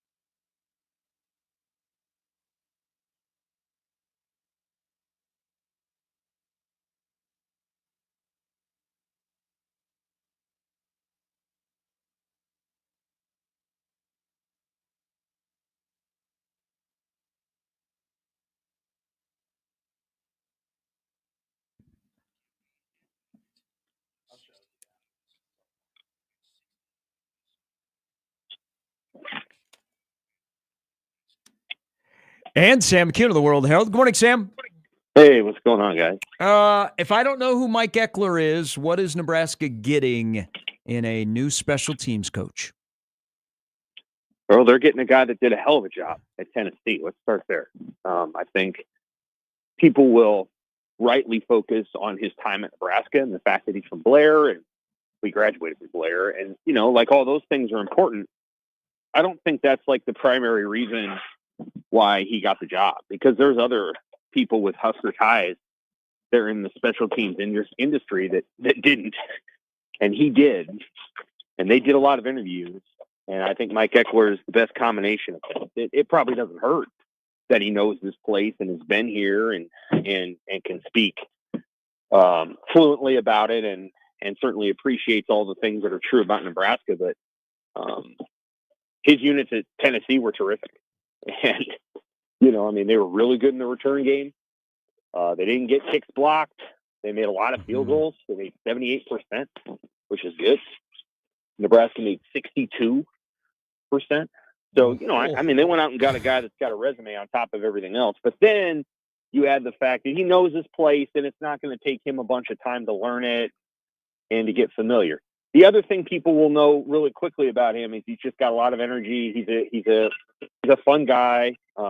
He's quirky in that way. Sorry, I'm backing up my car. He's a fun and quirky guy. And so he epitomizes the fun part of college football. Like he doesn't seem like he's having a miserable day when he does his job. And I think that's good. Sam, if I told you a year ago that Nebraska's 3 coordinators would be Dana Holgorsen, Mike Eckler, and John Butler, your response would be what? I would have believed one of them. Okay. Yeah. Well, Butler wasn't here yet, but that wouldn't have surprised me that they had a different one. I thought, Tony White was going head coaching route or different DC route a couple years in either way, maybe 3 years. Maybe he'd have been here 3. And that's all good. I think offensively, I wouldn't have thought Holgorsen, but I would have thought somebody else. I didn't know that operation was gonna bear fruit the way that Rule hoped, and it didn't.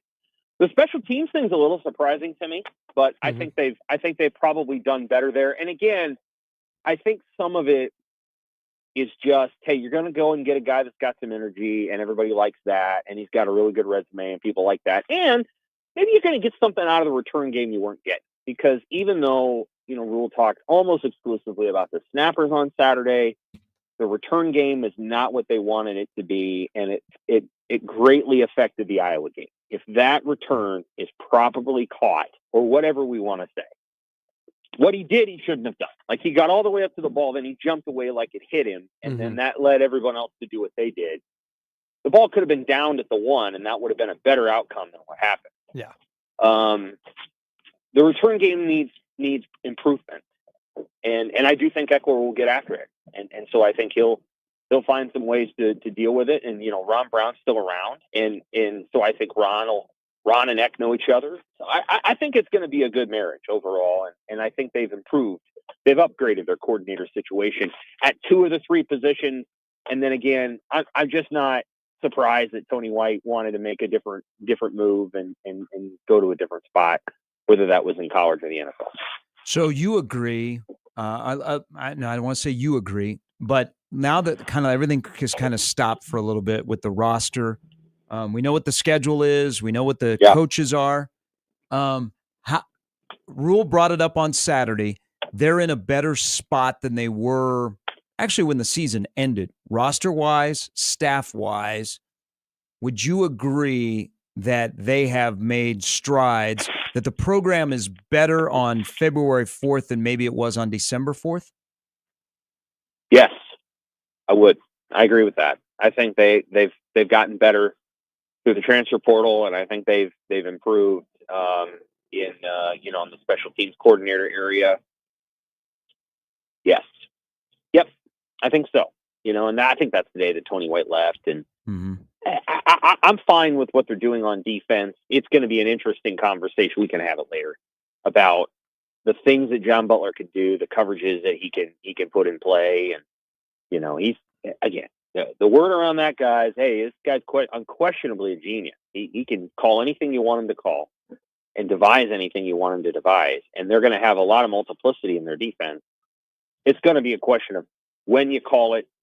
Do you have, how are you talking to the guys on the front and all those things? Mm-hmm. Tony White could rally those guys. And he could get them emotionally to a spot, especially when their backs were against the wall near the goal line. So the only area, and Rule spoke to it on Saturday, that defensive line. It's, Ty Robinson and Nash Hutmaker and Jamari Butler are hard to replace. Yeah, they are. And you're going to not only have to replace them, but you Prince Millum and Yellen and James Williams. As I outlined in my rewind, I think they actually have replacements for those two guys that are probably going to be better culture fits, or culture is the wrong word, but it's just better fits, like better fits overall. I think William Yellen's going to have a big season at Ole Miss, to be honest with you, but just better fits for Nebraska. But the interior line, that's going to be your question mark. Okay, you're asking some young guys to be very, very good, and that's going to be something to watch. Post Pinstripe Bowl, with the roster additions that they have and the coaching additions that they've made, has your expectations for next season gone up, and if so, how much? Not really. Okay. I mean, I think it's about where it was, and that's not to say that they haven't improved their roster, but there's a range here. They performed a little below the range, in my opinion, this year. Mm-hmm. I thought they were probably 7-5 to 9-3 this season. I would say that's about what I'm seeing next year, with the potential of getting up to 10-2 if the right things fall into place. I think Dylan Raiola's got a ramp to next season. He's got to get better. He's already good, to be clear. Sure. But you want him to take a leap. You don't want a sophomore slump. You want a sophomore step. That then becomes, by the time he's a junior, he's just off the chart. So, I think they've got to get better there. I think they're a little bit better in the receiver room. And, I think my expectations are about the same. I will say that, I follow Andy Staples. I respect his work always have. And he has Illinois in his college football playoff. Early bracket. Right? He does. I mean, none of these things really mean anything, but there's nothing really separating Illinois and Nebraska except what they did this year. Yep. And when they were on the same field, Illinois outplayed Nebraska. They deserved to win that game.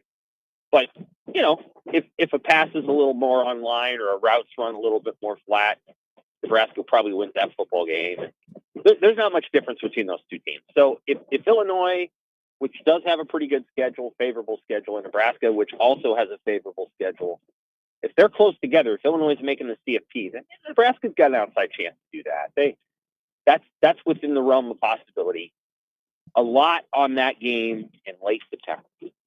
Nebraska must come prepared for the physical test that Michigan perpetually provides.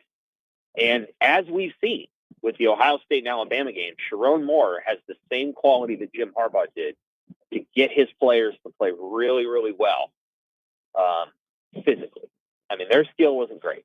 I mean, it wasn't. But their physicality was impressive. And so, Nebraska must understand that the coach that's coming in here and the team that he brings here will have the exact same culture that they saw 2 years ago. Nebraska must match that intensity and that toughness. They will be tested in that way, and that's a big, big game in late September. Nebraska passes that test, big things will be in the offense. Absolutely. A couple more minutes here. Most valuable addition in the portal now that the chairs have stopped and 16 are in. Spindler or Pritchett? Spindler. Yep. Gives you more flexibility in the middle. He might be your center. Centers are important in college football. You need experienced ones. They're really helpful. Pritchett can be valuable. He plays a more important position, but I think Spindler's an automatic starter. And again, he might be your center. So if he's your center, then that's a great spot for him. So you're saying he might be the center because then you don't have to move Evans and Lutovsky, and you can keep them at their more familiar positions? Correct, but he's also, he's got some seasoning there. So, what you're looking for at that position is obviously the ability to do the snapping part, but also just the physicality and the command presence, as Greg Austin used to say. the ability to run an offensive line. Yep. And I do think he has the potential to do that. Yep. Sam, as always, we appreciate it. Thank you. All right, take care. Thanks, Sam. You want to rattle off your 1 through 16 in your rankings of the portal editions? Right now, off the top of my head, Dane Key, Dane Key, Dane Key, and Dane Key. Ahead of 2 offensive linemen. I think you've been very solid on Dane Key being at the top of this list. He is a proven SEC wide receiver, potential game breaker. And when you have a young quarterback behind center, what you need is a solid, trustworthy wide receiver. He is the most important part, I think, of this transfer portal class, because Dylan Raiola is the most important part of this team. And so he is directly correlated toward his success. If Dane can get open and Dane can not only be a long field threat, but also a safety valve for his just quickness off the line of scrimmage for short routes, it's so valuable to have that for Dylan Raiola. So I've always, don't get me wrong, games are one of the trenches. But for this team and where Dylan Raiola needs to go in order for them to have success, it will always be Dane Key number 1 for me. By the way, Rocco Spindler is being just overwhelmed. Dad said there's requests everywhere for him. Every single podcast that does Nebraska football content wants to talk to Rocco. Dad was a good one. When you put run the damn ball on your commitment tweet, that's what happens. That's what happens. I don't know if people feel comfortable with an interior offensive lineman being your best offensive lineman. Yeah, we can talk about that. People say, well, I got to be my tackles. Well, it might be a guy that I still think he plays guard, but if he plays center, you don't have to upset the apple cart, and Evans and Lutovsky can stay. But Rocco Spindler, I think, will be Nebraska's best offensive lineman. It's okay. That's fine. Just came from Notre Dame, 67 snaps in the national championship game. Guy knows how to win. Still not ahead of Dane Key? No, Dane Key. All right, 2 hours in the books. Brian Christopherson, Andy Kendi a little bit later, and Gary and Matt in 1620 The Zone.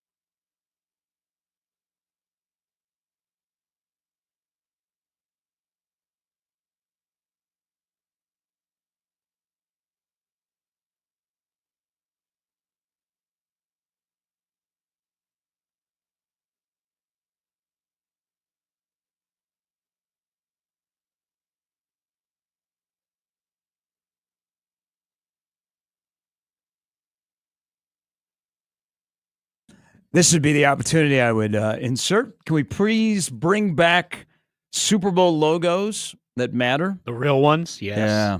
And also, while we're at it, NCAA tournament courts that have some personality in it and don't always look the same. And might I add, let's bring back the Rose Bowl as a Super Bowl host. You can, I mean, they can still do SoFi, but those mountains. So I would say in the rotation, because Vegas has entered the party. Yeah. You're going to go to New Orleans. Mm-hmm. You're going to go to Miami.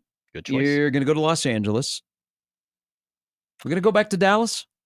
You know, I wonder, ever since that ice storm in the last one, which doesn't happen all the time, although they had it before the Cotton Bowl, but yeah. Was Minneapolis a one-off? Yeah, it's too cold. Too cold? I think Minneapolis and Indianapolis were one-offs. One-offs. Yeah.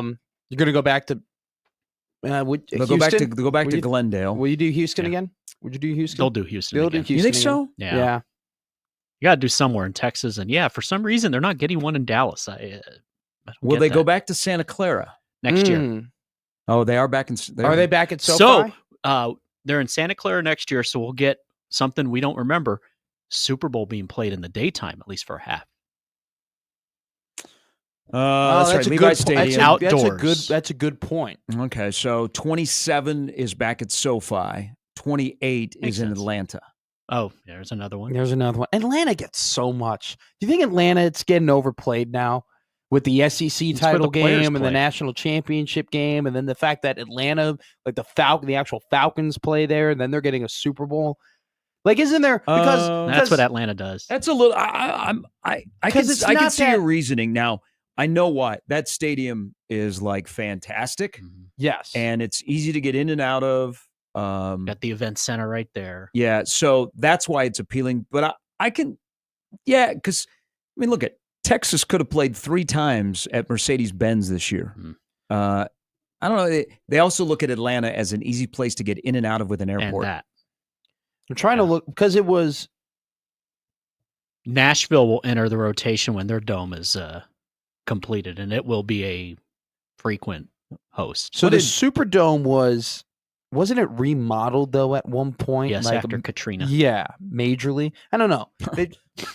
Yeah, you think? Yeah, they had to do a couple things to the No, not Katrina. Wait.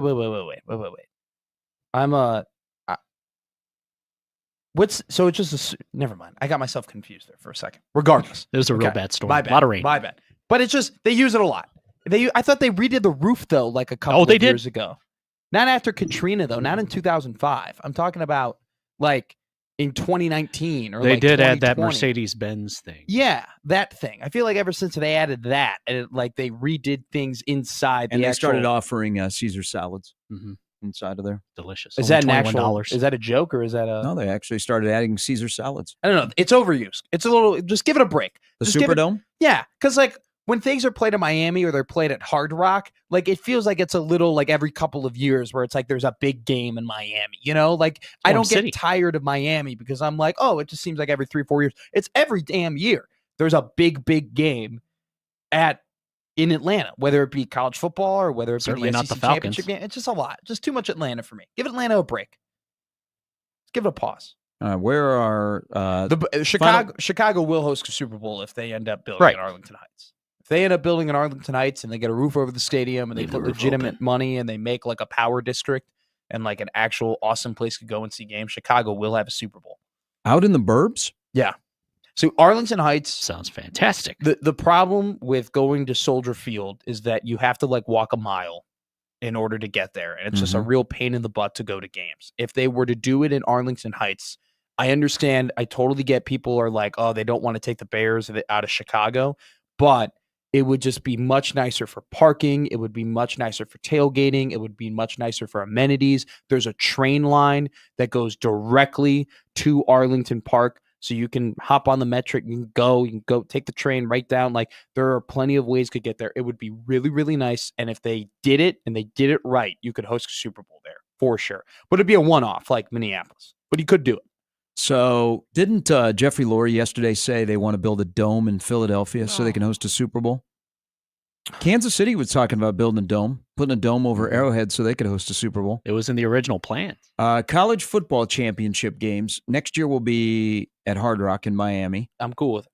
Then it'll go to Vegas. Cool with it. Then it'll go to New Orleans. Okay, good. They're done with Atlanta for a little bit. And then there'll be, this is a venue that they'll be back in the mix because it's a very friendly stadium, and Tampa's a good place. So Tampa hosted the COVID Super Bowl with the Bucs and the Chiefs. They get the national championship in college football in January of 29, and then it goes back to Hard Rock in January of 2030. Rose Bowl, you're going to have to stay in the semis. I would love to see. It will never happen, but it's such a historic. There are 2 historic stadiums where a Super Bowl will never happen, but it would be Memorial cool. Stadium? No. Oh. Lambeau and Heinz. Like those are 2 states. Heinz Field? Yeah. Field's it's Pittsburgh. Paul Brown Stadium, not available? I wouldn't say I wouldn't put Heinz Field and Lambeau together. No. Lambeau's way more historic than Heinz Field. Way more. Lambeau's more historic. I just love Heinz Field. I just think Heinz Field is really, really cool. I would like to see a Super Bowl there. Lambeau Field is obviously that's the goddamn Sistine Chapel of football. I think we learned, unfortunately, we learned our lesson going to MetLife for a Super Bowl. Yeah. Oh, so we won't. No. We don't get Super to do that anymore. I'm not saying they're going to happen. I'm not saying that's going to occur. I'm just saying it, for me, for what I like, it'd be cool to see a Super Bowl there. It would never happen. But for me, just for Matt McMaster, if Roger Goodell had ever woken up one day and was like, how do we make Matt the happiest? Put a Super Bowl in Heinz Field. I like Heinz Whatever Field. it's called Bars now. low. It's not Acrisure Stadium. I've just always liked. There's something about watching. Roll off your tongue like Heinz There's Field. just something like just watching a Steelers game. I've just always enjoyed that venue. I've always enjoyed watching the Steelers. I enjoyed that venue on Christmas Day. Boy, that was that place looked great. It looked fantastic. I just like Heinz Field, man. They are so afraid to change with the Steelers. I got a text yesterday from a very good friend of you and I, who, you just like certain things. You just happen to like the Nebraska Cornhusker uniforms when they played Oregon. I just happen to like Heinz Field. You subtly did not insert there that you guys all were crushing that uniform. There's nothing subtle about it. They were ugly. They are disgusting. They are not good looking uniforms. You like what you like. I like that uniform. I don't. I think it looks like we're playing dodgeball. But you know what? Did you see Miami's? Miami's doing the same thing. That's an Adidas thing. That's definitely not something you don't want to be paired up with Miami though this year in basketball. You don't want to be put in the same sentence as Miami basketball this go around. Adidas said, you know what? Everybody's going to look the same. Mm-hmm. They're kind of like a couple of school districts in this town. They're like, you know what? Everybody's got to be treated the same. You see, isn't there like a school up in like one of the Dakotas that has just like it's just Huskers, like the Nebraska Huskers, but it's in green? Did you see that? I saw that on Twitter. It's really funny. I feel like once a year there's a great thread on Twitter of all of the high schools that just steal yes, I saw all that just last these night. like they steal all of like these college logos and NFL logos, but they just put them in different colors, and it's just always really, really funny to see. Like the Florida State Seminoles, but it's an orange and blue. Like it's just weird. Just don't be like Westside. Wisconsin will come calling. Iowa was very protective of the Tiger Hawk. Really? Like when Bill Snyder went to K-State and did the Power Cat, he had to have like some special permission, but you've seen the Power Cat has been recreated. Yeah. In Varsity Blues, in fact. By Notre Dame logo is a pretty common one too that I see a lot, like just an ND, if you have something like that, because there's a lot of Notre Dame North Dakota schools, so they're just kind of allowed to use. Does Notre Dame have a logo? The ND. The guy is fighting. Well, I would say the Notre Dame logo is Yeah. the N and then the D, like that. Not to be confused with North Dakota. Mm-hmm. Yeah, not to be confused, obviously. But I don't know. I think I don't know how I would feel about a Super Bowl in Chicago. I think I would go just to see it if I had the money. Jesus, dude, Super Bowl tickets. Good luck going. You have free lodging. That helps. See the venue, like I wish US Bank Stadium in Minneapolis would be more active. Like the Big Ten, whatever happens, the Big Ten Conference Championship, like they love Indianapolis, and I think Indianapolis is an ideal spot for Big Ten championships. Like I'm okay with Indianapolis and Chicago rotating basketball.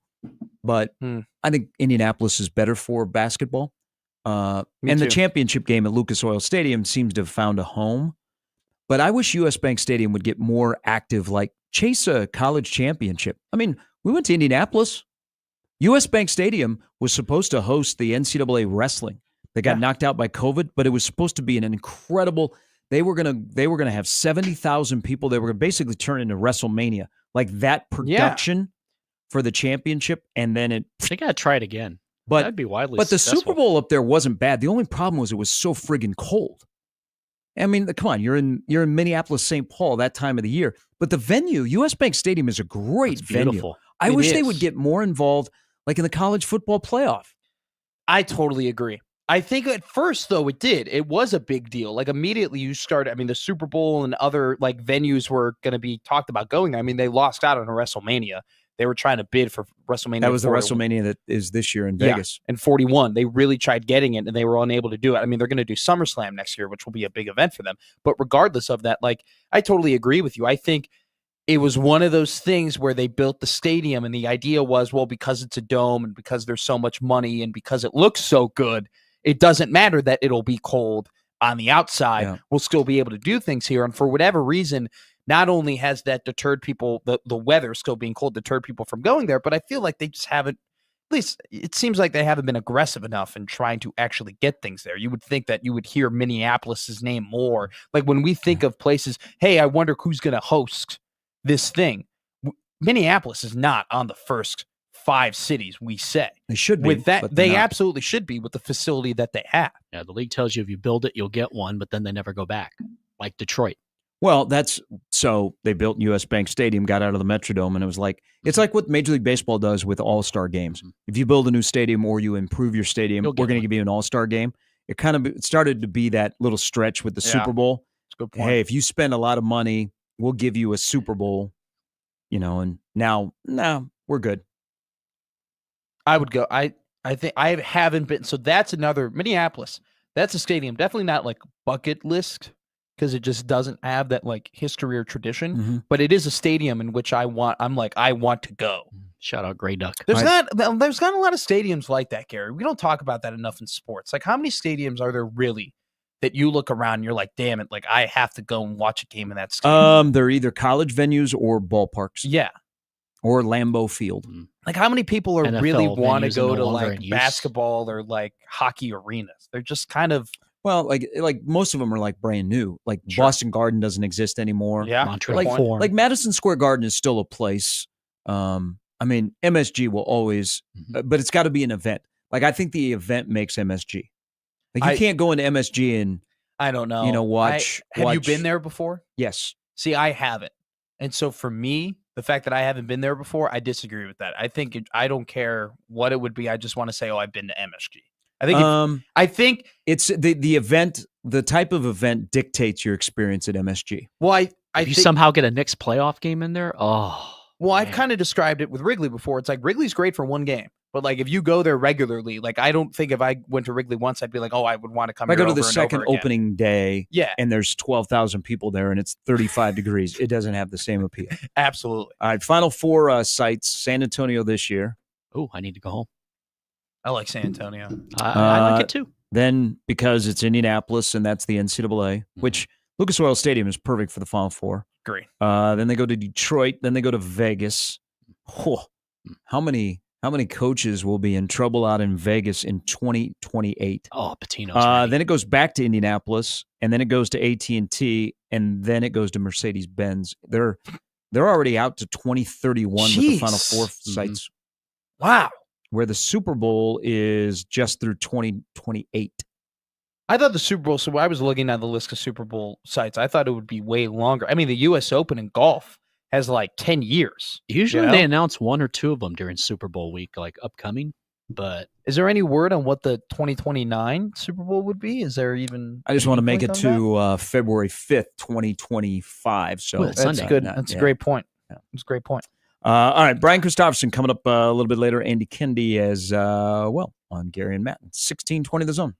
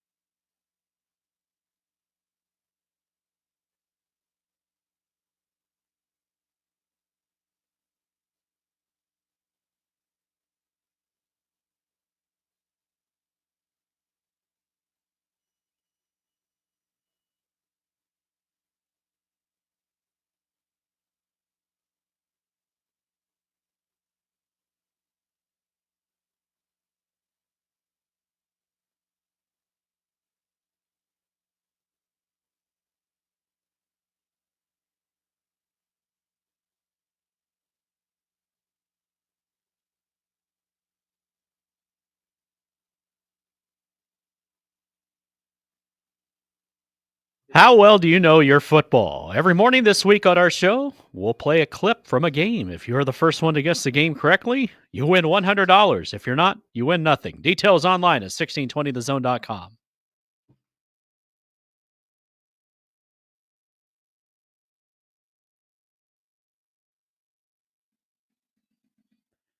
Which group of all Big Ten basketball voting brethren will be lazier? Media or coaches when it comes to Bryce Williams, who was named the Big Ten Player of the Week again yesterday. 8 times over 25 points. I say he will be all Big Ten regardless of where Nebraska finishes, because I have faith in the system and I have faith in coaches that know what they're watching and game planning against. The media will look at the stats. But I don't know if this is a shout out to Seamus or not. But Nebraska could start a little campaign to make sure that Bryce Williams is all Big Ten. Even if you look at the stats, he still had a good year. Still averaging 19 points a game on 47% shooting, 35 from 3 with an 89% free throw percentage. Now I think if you've been watching and you go on you look at the 6-game skid and the fact that he wasn't playing up to the level he was previously, but the last 2 games he's played up to the level to the point where they beat ranked teams. So I think he deserves to be all Big Ten. First team all Big Ten, probably not, but all Big Ten for sure. Man, I know they'll be like, you know what? He's second team all Big Ten. He's worthy of being all Big Ten. Oh, I think just in general. I think the coaches and the media, I don't even know how they do the voting now. Because I know I vote in the Summit League. And look about this. If Bryce Williams, so Markel Sutton will be first team Summit. Kalkbrenner will be first team all Big East. Bryce Williams, I think, should be first team all Big Ten, regardless of where Nebraska finishes. Now, if Nebraska finishes 17th or 18th, I might take a step back and admit that he shouldn't be first team all Big Ten. But here's another part I was thinking of watching some highlights of him yesterday. In the portal era where you're eligible right away, isn't it interesting that 2 of the better portal pickups in men's sports at Nebraska both chose to wear number 3? Oh, no, I'm not. Why am I? Palmer? I don't. Bryce Williams and Trey Palmer. There you go. Look at me. That is curious. Look at that. Isn't it? I think it's more funny that Bryce Williams and Juwan Gary have been successful transfer portal guys, but we've seen the success in year 2 and year 3 as opposed to seeing the success right away. I think there's a benefit to that. I think when we think of the transfer portal too often, we think of, hey, got to bring this guy in. He's got to play well right away. Like, there is a benefit to being in a program for an elongated period of time, for getting comfortable, for having routines, for understanding the offense, for knowing what your position is, knowing where your spots is within that offense. Like, I think that immediately when any sport brings in a transfer portal player, it's expected that they're going to perform right away, and that performance is their peak essentially because maybe they've already been playing the sport that they're transferring into. But there is a benefit, absolutely, to continuing to see these guys grow. And just because they started somewhere else doesn't mean that they can't grow within your program. Juwan Gary and Bryce Williams have absolutely done that, not only just from a playing perspective, but a leadership perspective as well. I was looking because I wanted to warm up. It's like 9 degrees outside. What happened to the warm weather? I was about to say. Wasn't that a fun day?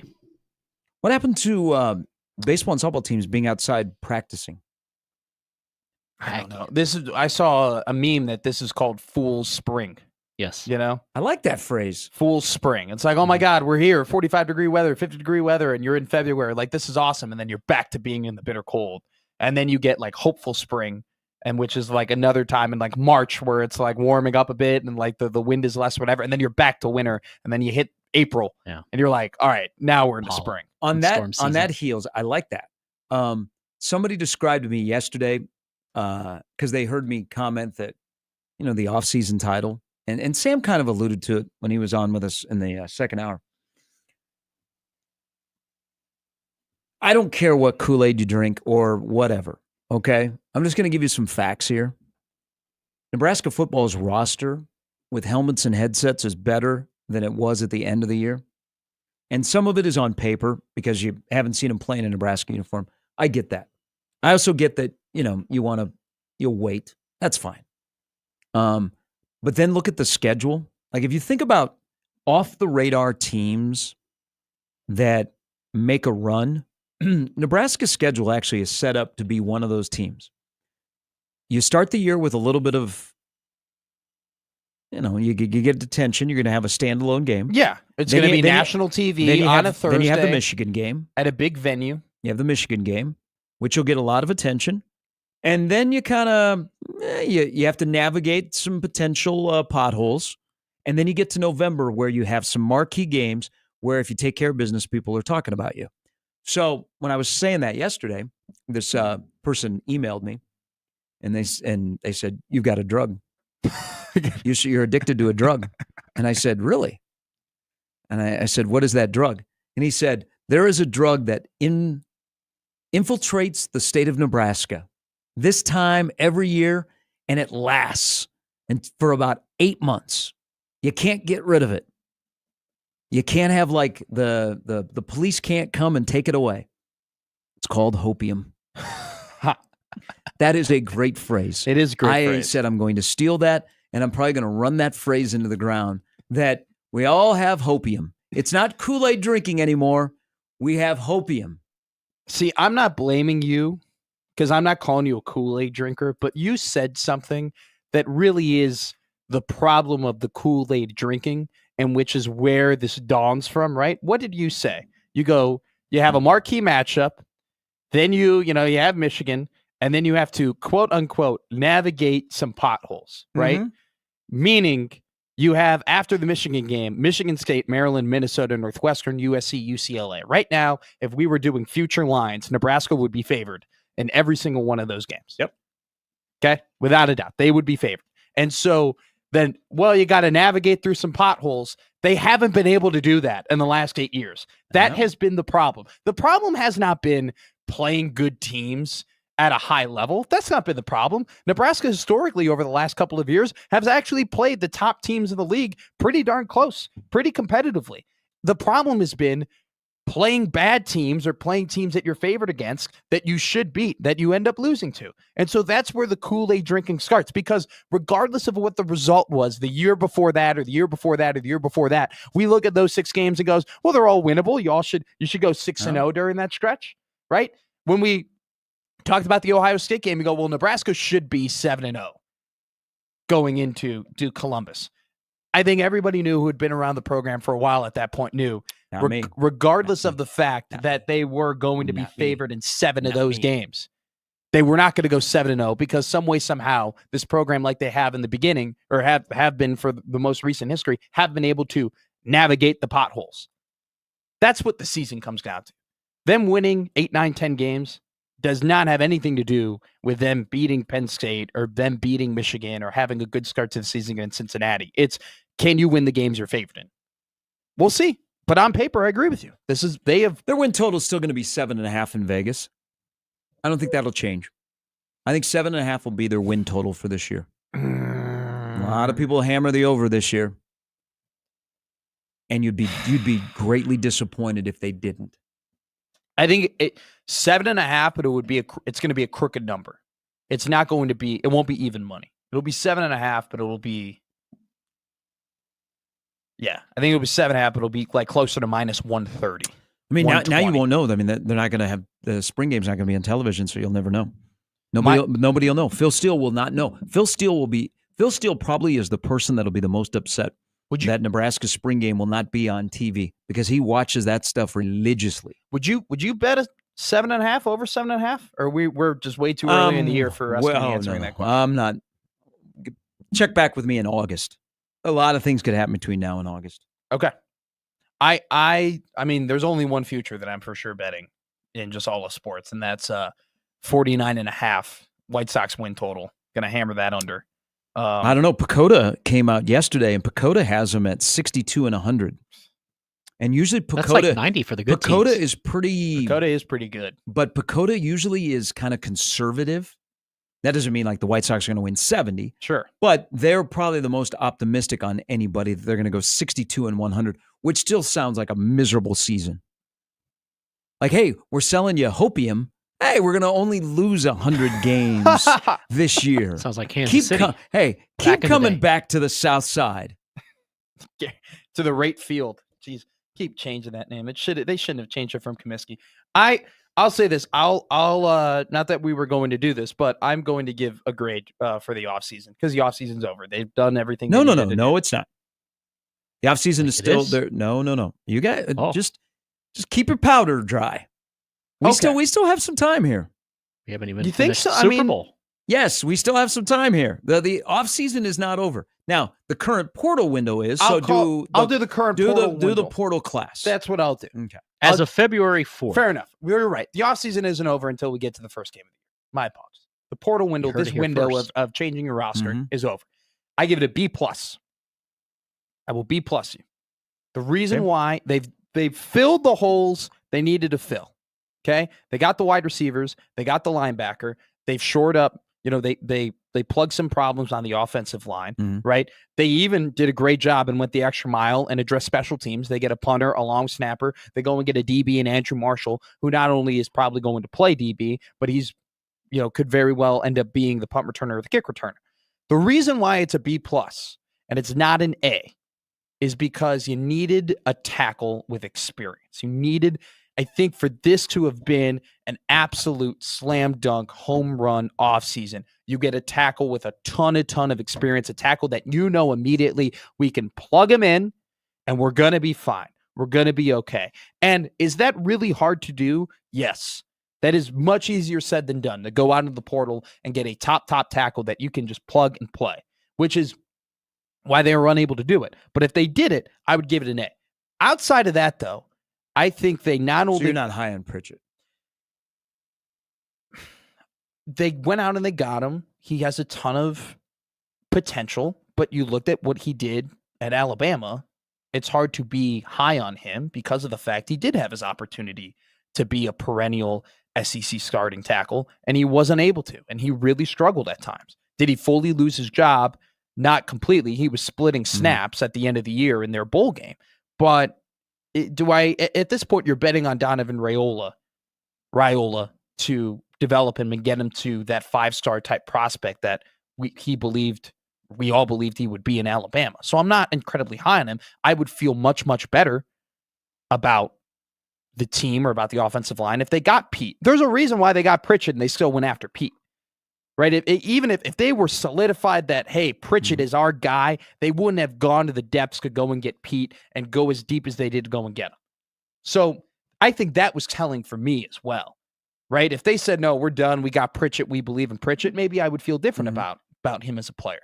But I think they did a great job of mixing in production while also getting guys like Hardly Gilmore, who a lot of people are incredibly high on, who think, you've talked about it immensely, that there are people within that athletic department that think that he's the superstar, that he's the gem of this transfer portal class, that he's the real steal. And Kentucky really, really tried to keep him around. So B+, good job.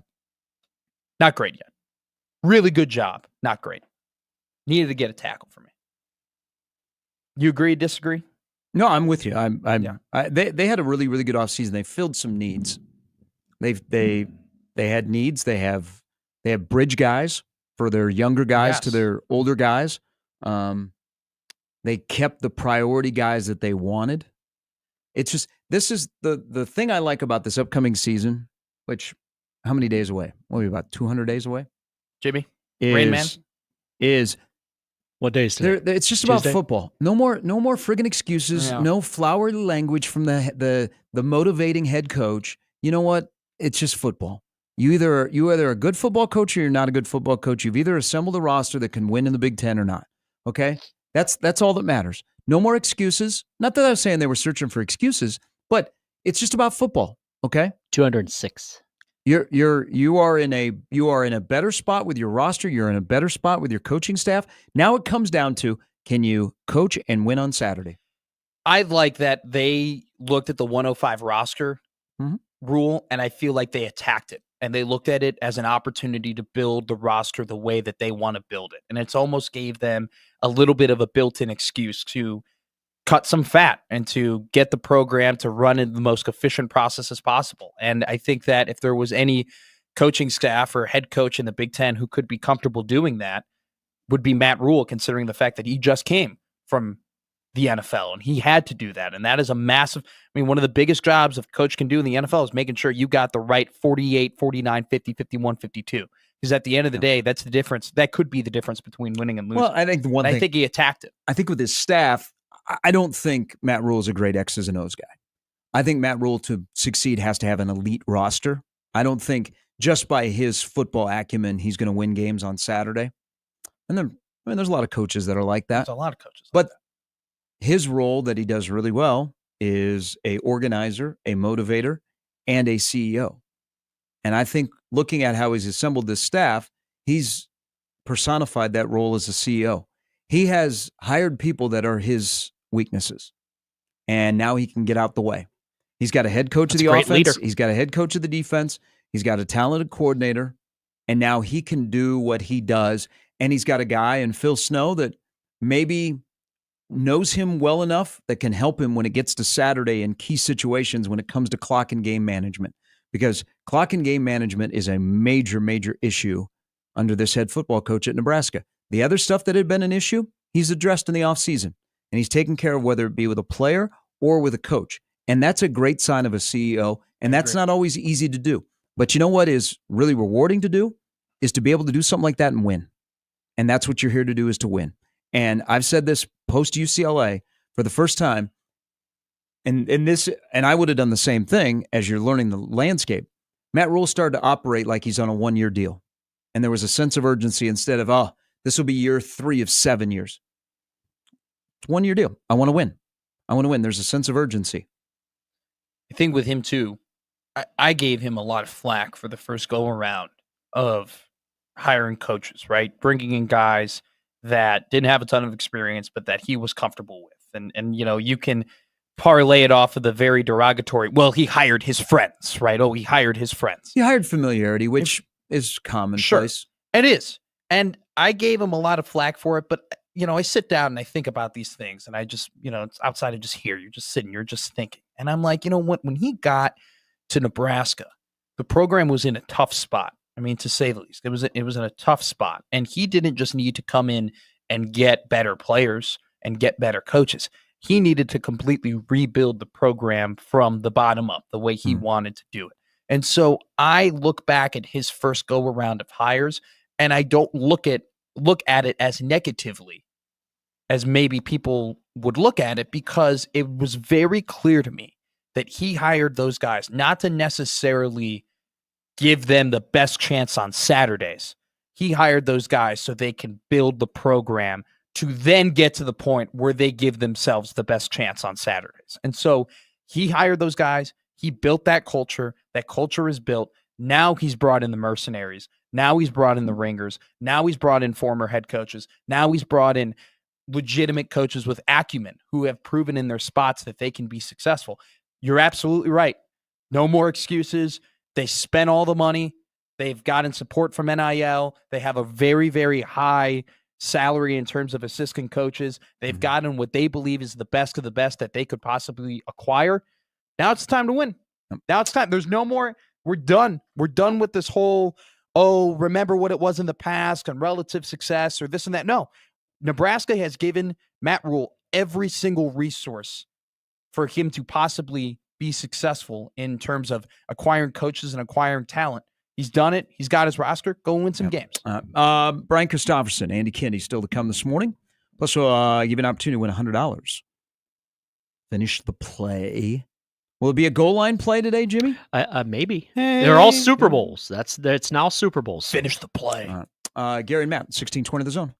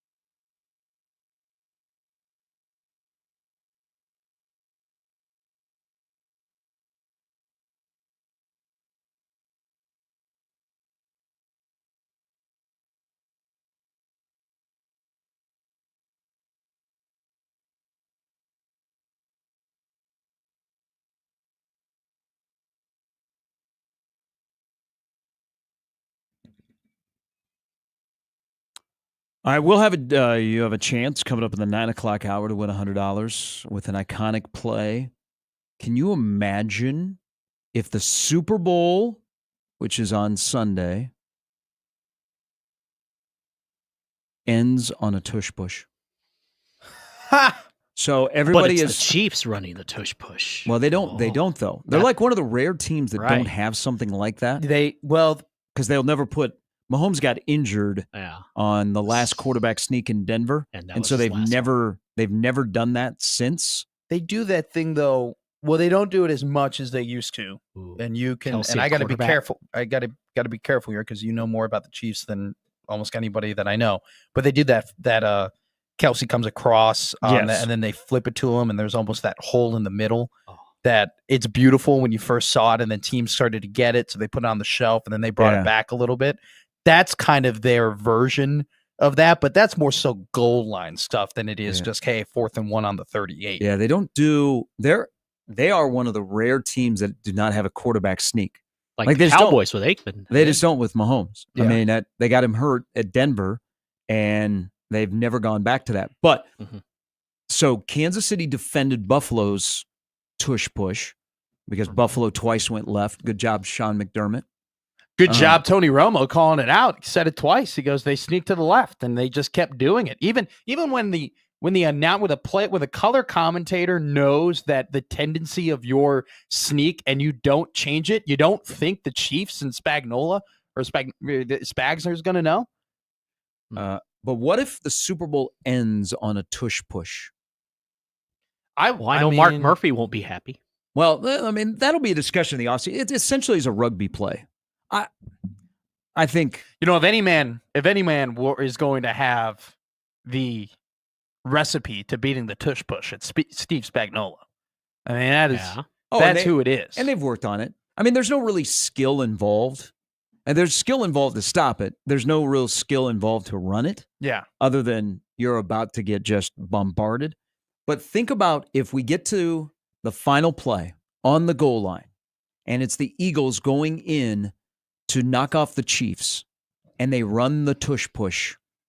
And if it's successful, what the offseason discussion is around that play in the game of football. It'll be gone. Would it rank as one of the most iconic plays in the history of the Super Bowl? A tush push to win at the horn. Yes. Not why didn't you run Marshawn? Yes. Instead, it's Jalen Hurts being pushed into the end zone to win the Super Bowl. It absolutely would. I'd be so friggin' livid. It would absolutely would, because there has been the controversy. There's football season around this play. I mean, there were legitimate movements and people arguing for it to be banned. And so when you have a play like that where there was a contingency of people who don't believe it belongs in the game, and then it ends up deciding the biggest game, there are going to be a lot of people upset if that were to happen. And you know what? I'm all for it. Now, I'd be all for it if they stopped it. And I want the Chiefs to stop Philadelphia at the 1 yard line. The game ends. It's the Chiefecta. I want to make it very clear here. All right. And you can call me a coward, but I do not care, because I value friendships and allegiances more than anything. I have my very good friend over here who's a Kansas City Chiefs fan. I have my roommate who's a Kansas City Chiefs fan. I have my best friend. You're looking at your sanity. I have my best friend from back home who is a massive Philadelphia Eagles fan, who was my roommate for 3 years. We watched every Eagles game together. I have watched both of these teams. I am connected to both of these teams. I love my friends. I want them to both be happy. I don't have a dog in the fight, okay? I do not have a dog in the fight. It benefits me either way. I would love, there are some Eagles players on that team that I've become very big fans of that I would like for them to win. I would love you to walk in here on Monday with your chest puffed out, bragging about 3 Super Bowls in a row. I would love to watch a team win a 3rd Super Bowl in a row, because it would be such an incredible accomplishment. Just don't do shirtless. It's going to be chilly Monday morning. Thank you. Be tired. There's a benefit for me to seeing both of these teams win. So I do not care. Okay, let's say in this scenario that Philadelphia wins and the final play is the tush push. Yes. Okay, there have been some incredible plays that have ended the Super Bowl or in the last minute. Like maybe the greatest of all time is the helmet catch, which By the way, yesterday was 17 years. I think what Eli Manning to David Tyree. Frankly, I think what's better than the helmet catch, and I might get flack for this, but it doesn't get talked about enough, is Edelman's catch. 28-3, where he caught it against three different. I mean, the fact that ball did not hit the ground and he caught it basically on one of the Falcons' defenders. That's another great play. Tush push ahead of the Malcolm Butler interception. No. A play I just alluded to. No. What about 1 yard short? No. The tush push would not be iconic. Big Ben to Santonio Holmes in the corner of the end zone, the lone Super Bowl I've ever been to. See, that one is closer. That one would be closer. Because the Malcolm Butler and the 1 yard shy, that's shock. You didn't see that coming. There's a little bit of the tush push. They're lining up. It's there. I guarantee you, if the Eagles were in overtime and they were getting to the 7 yard line, there would be whispers of, they're going to, oh my God, they're going to get it to the 1 and they're going to punch this thing in. What would be, so Bills fan, Eagle fan, Scott Norwood misses the field goal. You know what the reaction is. What would be the reaction of the Philly fan? Because the tush push hasn't really been stopped from the Eagles' perspective. So but they get stopped. I think it would just... That's the final play of the Super Bowl 59. You just said it, Spags, to the Hall of Fame. He stopped it. I don't think they would blame anybody. Like, unless the snap was botched or unless something like someone clearly messed up. Like they would, yes, if someone clearly messed up, they would get mad at that player. But if it just got stopped, it would just be frustration because then everybody is just going to dogpile on Philly fans and Philadelphia in general and be like, karma, this play shouldn't even be in the game. The fact that it came down to the Super Bowl and you guys thought you were cocky enough to run it, to win it all, screw you, run a regular play. There would be a lot of anger and frustration. That's what who brung you. But I don't think they would, like Scott Norwood gets a lot of flack, like for missing that, right? Yes. Like he will never live that down. Yeah. They don't, yeah. They don't forgive him. So it's like, I don't know if there would be the same effect. I think Philly fans would just be like, curse the gods that occurred. Thinking of some of the videos after the Phillies blew the series against the Diamondbacks, I think it would be on another level. No, it would be on another level, but I don't think they would blame Cam Jurgens or Jordan Mailata or Dickerson everybody. Or any of those guys specifically. They'll blame Embiid. I mean, everyone. Maybe they'll blame Hurts, which shouldn't be the case. So here's a scenario on Twitter. As Nebraska fans and Chiefs fans, what if Jurgens is the reason the Chiefs win? He is the center and launches the ball over Hurts or screws up the snap on a tush push. There you go. Question for you. Question for Sean. I'd be like, I still like Cam. Yeah. But thank you. Still a Husker. Thank you. That's 3 straight. I'm sure you'll get one before you're done there in Philadelphia. Where is Jalen Hurts on the road to Cannon? New Orleans. Like as a Hall of Fame? Yeah. Oh, I think it's way too soon. Way too soon? That's what I would think.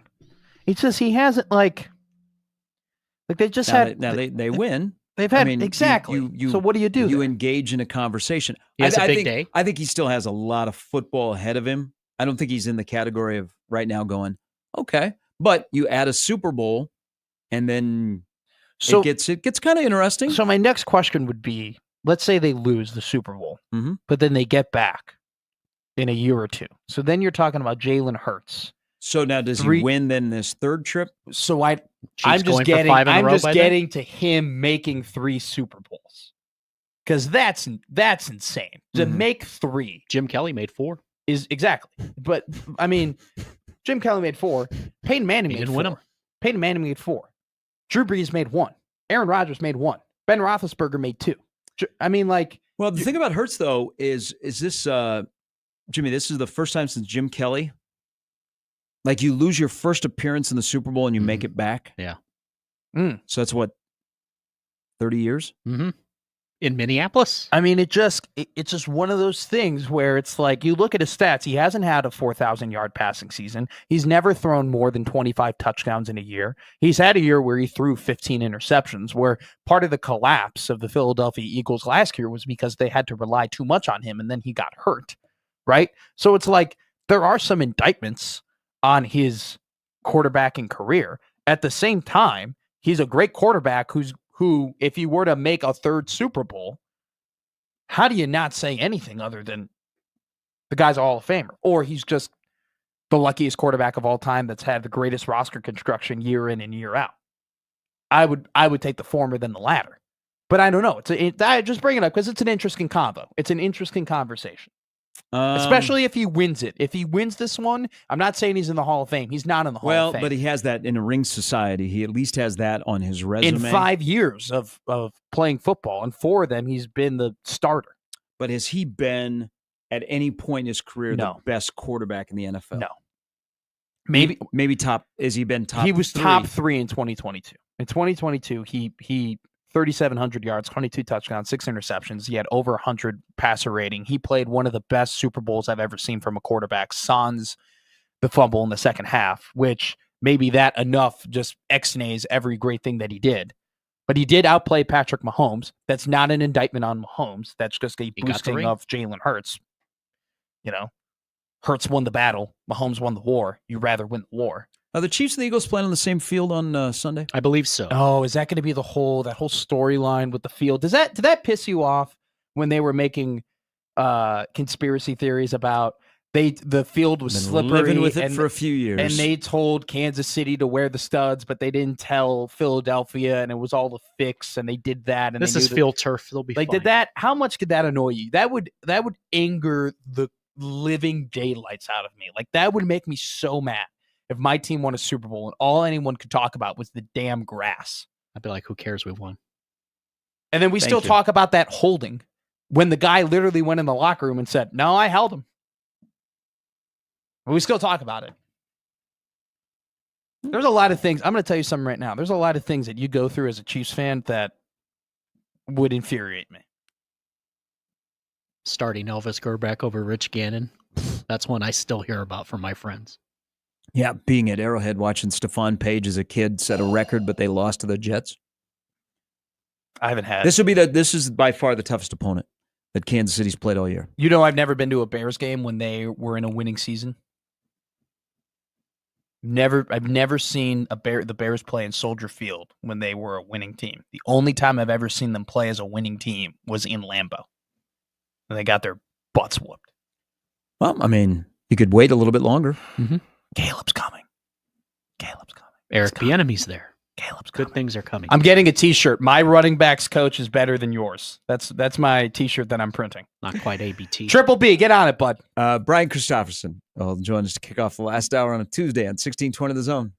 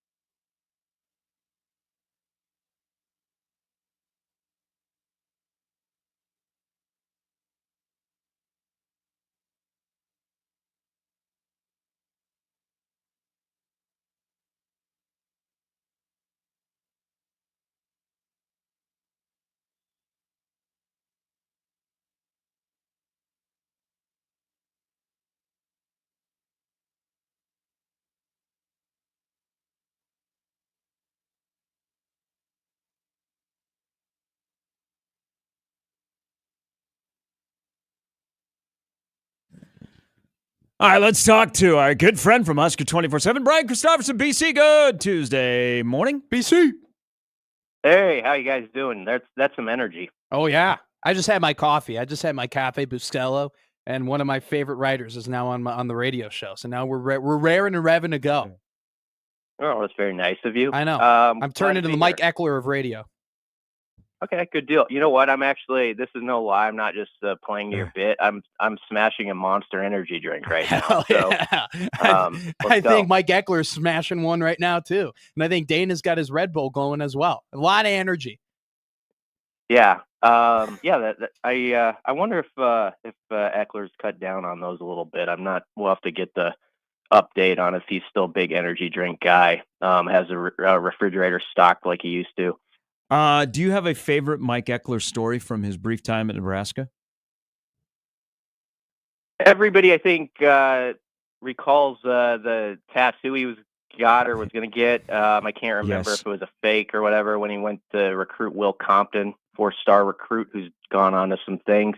So I think that story pops up. But also, in general, I just think of any time there was like a big moment in the Pelini era early on, Eckler always like came flying into the picture, with that jump bump guys would do. But he would do it to Pelini. And he was like the one guy who could kind of get away with doing that to like Bo because it was just Eckler being Eckler at that time. And so he was a younger coach at that point. And I know he was a special teams animal when he was a player at Kansas State, and he still had that like player juice to him after any substantial moment in the Nebraska game. So I don't know if it's one particular thing, but if you go back and watch like any Husker game on YouTube 08 through 2010 and there's like a significant something late, you'll see Eckler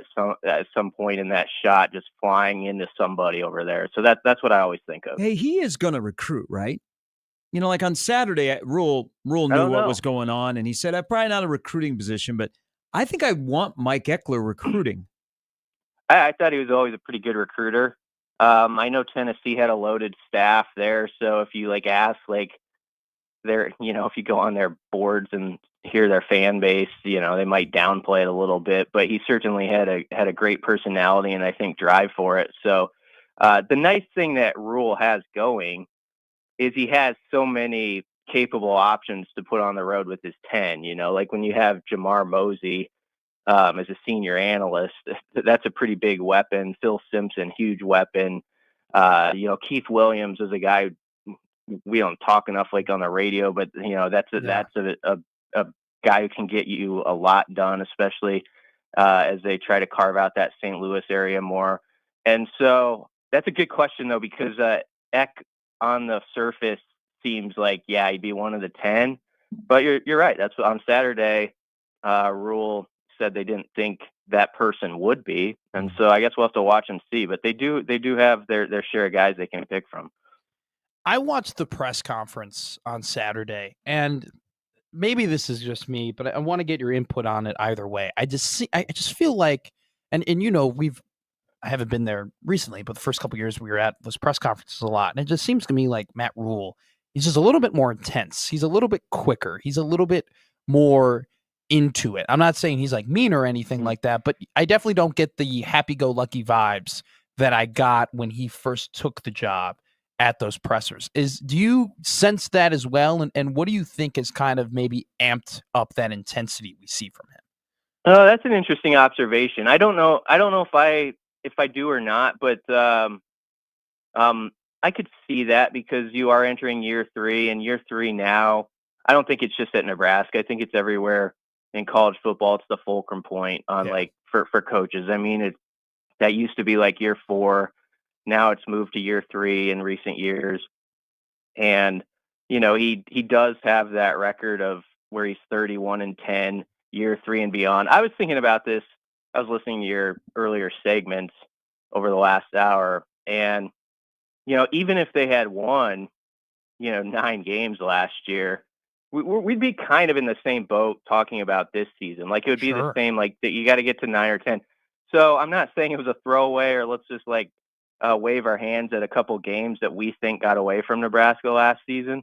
But I think the narrative or the objective or mission going into this season is the same as it would have been, even if they had won a couple more. So I think there's an understanding with him and that staff. This is that point where they have to make a surge.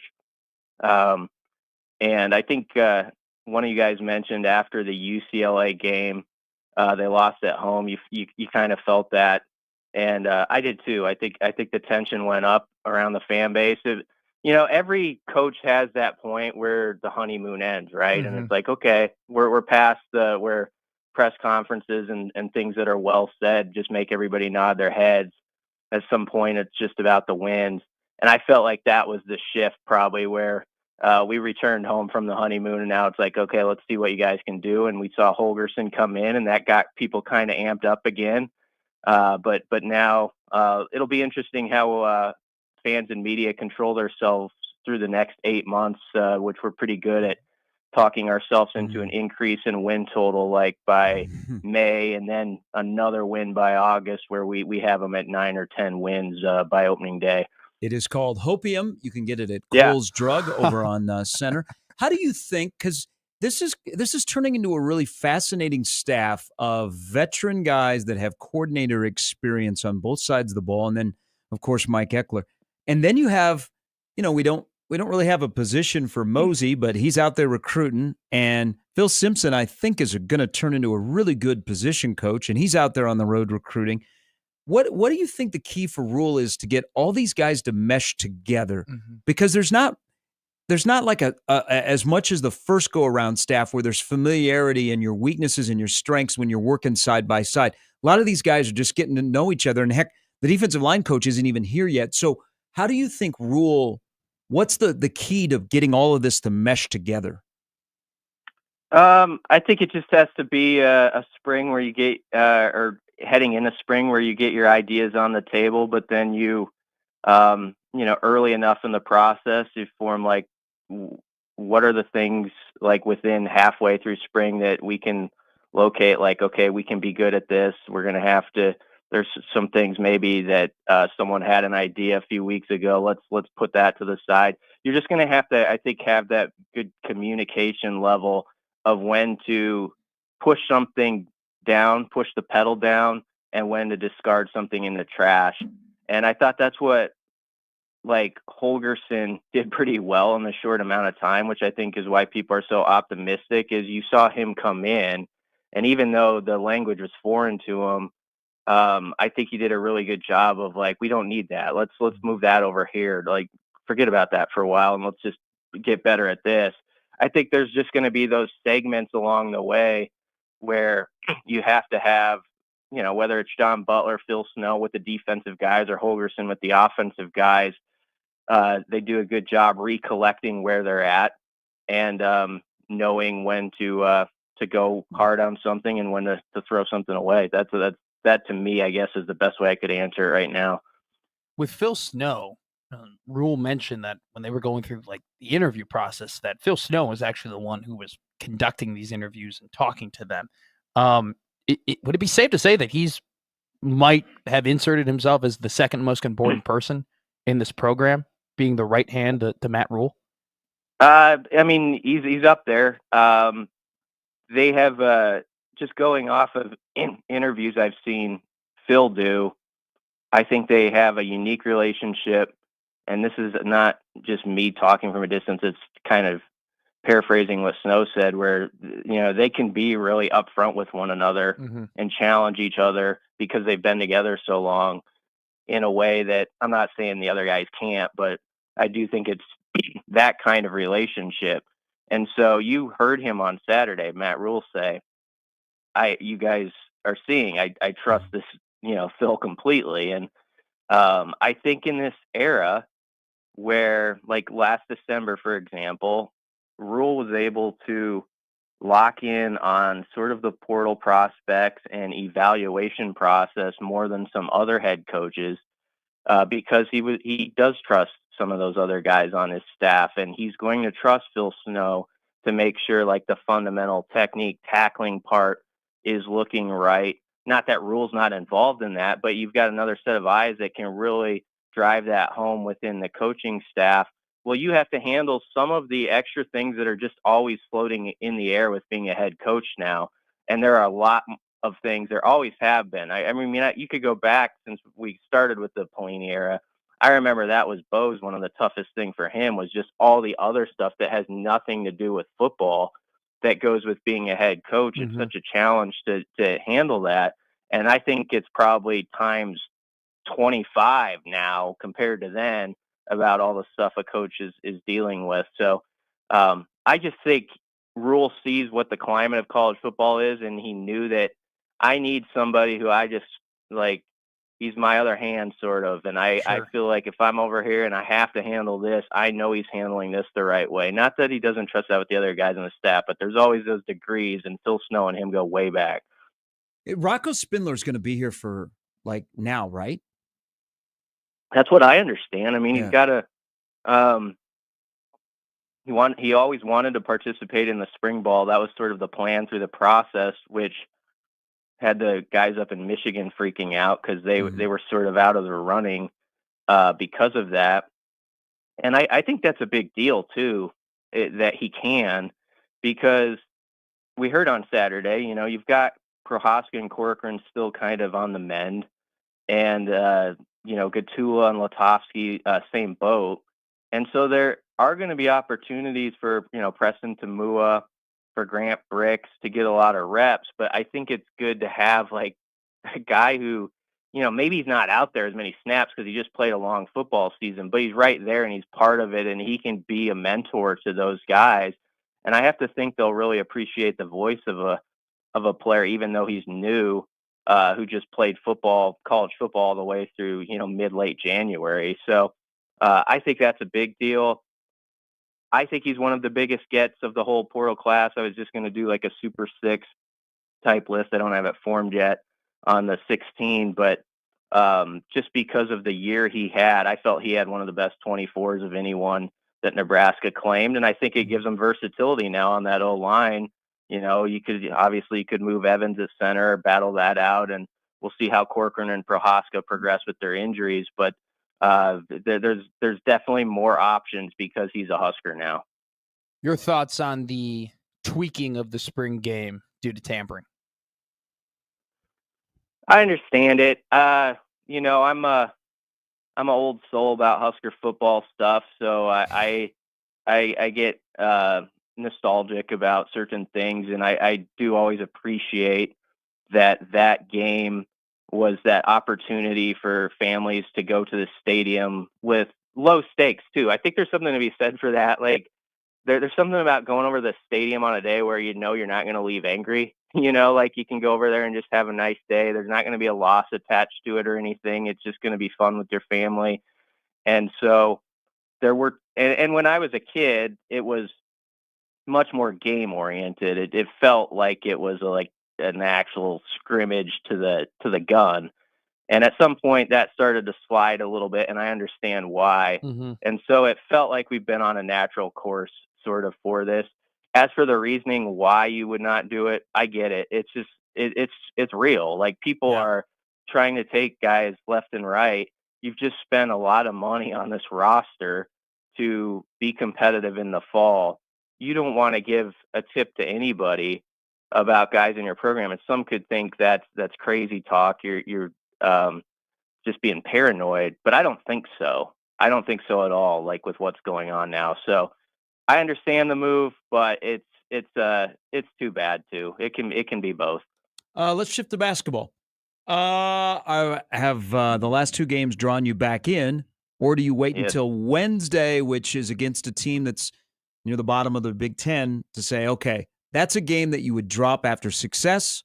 You win that game, I'm all in. I'm all the way back. It might be like the all the way back type thing, but they've definitely like made me sit up in my chair. I have good posture now, and I'm craning my neck for a good view because of the last two games. And I like that Bryce has been in attack mode again, because I felt like he just got a little passive there for a few weeks, and he's that guy again. And Jawan, I think, is taking the right kind of shots. And I was like looking at the plus minus, and I know that stat you can throw out the window sometimes, but like Berke, he was 1 of 7, but he was plus 15. He was their best plus minus. He had 9 rebounds. And so that's what it's got to be for these guys, is like they're going to have each guy sort of whatever his niche is, he's got to fulfill it to the best. But you're right. Wednesday's one of those games you do not want to give back what you just gained. And Hoiberg said that immediately in his post game in Eugene. But the game at Oregon, I felt, was a monster because, yes, it's a quad 1 win. I also felt going in, it was a real gettable quad 1 win. And I don't want to take away from it now that they have it. But even before tip-off, I thought, man, you watch that Oregon team, and I've actually kind of followed them through the first few months. They've got some rough spots on that. Altman's got some work to do to make that a team that does anything in March. So I thought, like, if you want to go get a quad 1 road win, you're not going to get a better chance than that. So I'm glad they cashed it in. And now you're right. They got to just take that mentality like it's all on the line Wednesday. As Hoiberg said, every game's going to be the Super Bowl. I do think it helps that this is like a West Coast kind of NBA trip for Hoiberg. Like, they did well with it in Hawaii, and I think they were really looking forward to it. Like, they paired these games together, and it got them in that mindset, like, let's go on a mission here out West and get something done. And so I think that could help them with this. Okay, so I'll give you a couple stats here on the team, and then we'll relay it a little bit here. So in their 4 Big Ten wins, right, Jawan Gary and Bryce Williams are averaging 40.5 points. And they're in this 6-game skid, they were averaging 30 points in losses. In their 4 wins, teams that they're winning against, so Indiana, UCLA, Illinois, Oregon, they're 27 of 125 from 3. So it's very key. It's very clear. This team wins games when their opponent misses 3-point shots, and Jawan Gary and Bryce Williams are scoring a lot of points. But I think another key in this stretch has been the amplitude or amping up the minutes of Sam Hoiberg. And Sam Hoiberg's just energizer bunny, playing balls to the wall all the time. Can you talk about kind of just the evolution that you've seen him take?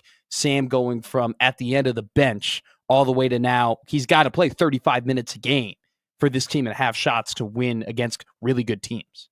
Yeah, I know Sam had a couple turnovers at the very end of the last few minutes on Sunday, which were too bad, but I'm glad you brought him up because he has been a key switch for this team in sort of getting, back on track. And he just has that energy, that extra something to go save a ball from going out of bounds. I think everybody in the league by now respects him, and they know sort of like, okay, he can play, he can D me up.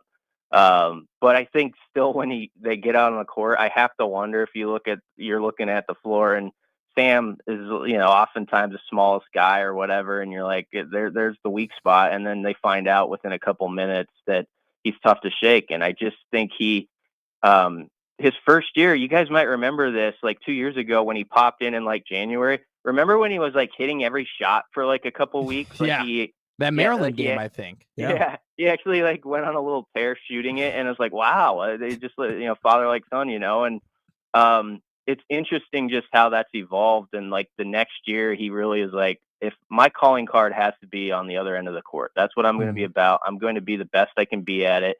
He got as good as he could last year, and I think he's taken it up a notch this year. So that's big. And you're right about the 3-point shooting. So Illinois was 10 of 42, and Oregon was 5 of 20 from behind the arc. And I think some of that you could say, they missed some open shots, but I do feel like when they're getting teams to shoot like that, Nebraska's energy and is just at a higher level. They're forcing more looping passes that take time to get there, that allow their rotations to settle, and you just see them contesting way better in those games than the other ones you mentioned. Yeah.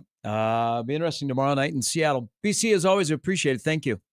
Yeah, thanks a lot, guys. Thanks, Brian. I wish Rule on Saturday, when he did not cancel the spring game, but they're going to alter the spring game, would have just said, we can't we can't provide what most Nebraska fans expect out of a spring game because we don't have the numbers. He needs to get off this tampering stuff. Yeah. Okay, because he hammers that and just hammers it and hammers it and hammers it. And do we believe that Nebraska doesn't tamper? So that's what I was going to say. So here's the thing in this sport where all these coaches are talking about tampering. You know what? Let's talk about enforcement. Let's find somebody that can enforce it. I know we're talking about the NCAA. We need to get off this whole tampering thing, okay? Because Nebraska should be tampering as well. Exactly. All right, they have the means to do that. We've screamed it from the top of the mountain that if you're complaining about Dante Dowdell and all these other guys getting approached and offered, well, if it's not illegal and no one's getting punished for it, you should be doing the same because that's what the top teams are getting top talent. That's what they're doing, and you have to get top talent. I couldn't agree more. I mean, if a fourth string wide receiver flashes in a spring game, and he goes somewhere else, did he really want to be at Nebraska? Okay, is that going to change things that much? They don't have the numbers and they can't do what they've done in the past. They're going to do something that'll involve kids, that'll give you a little bit of a preview, and it'll be fine. They're not canceling the spring game. I'm sure that Nebraska's not going to be alone in this, but man, we got to stop with this tampering. Everything is a tampering.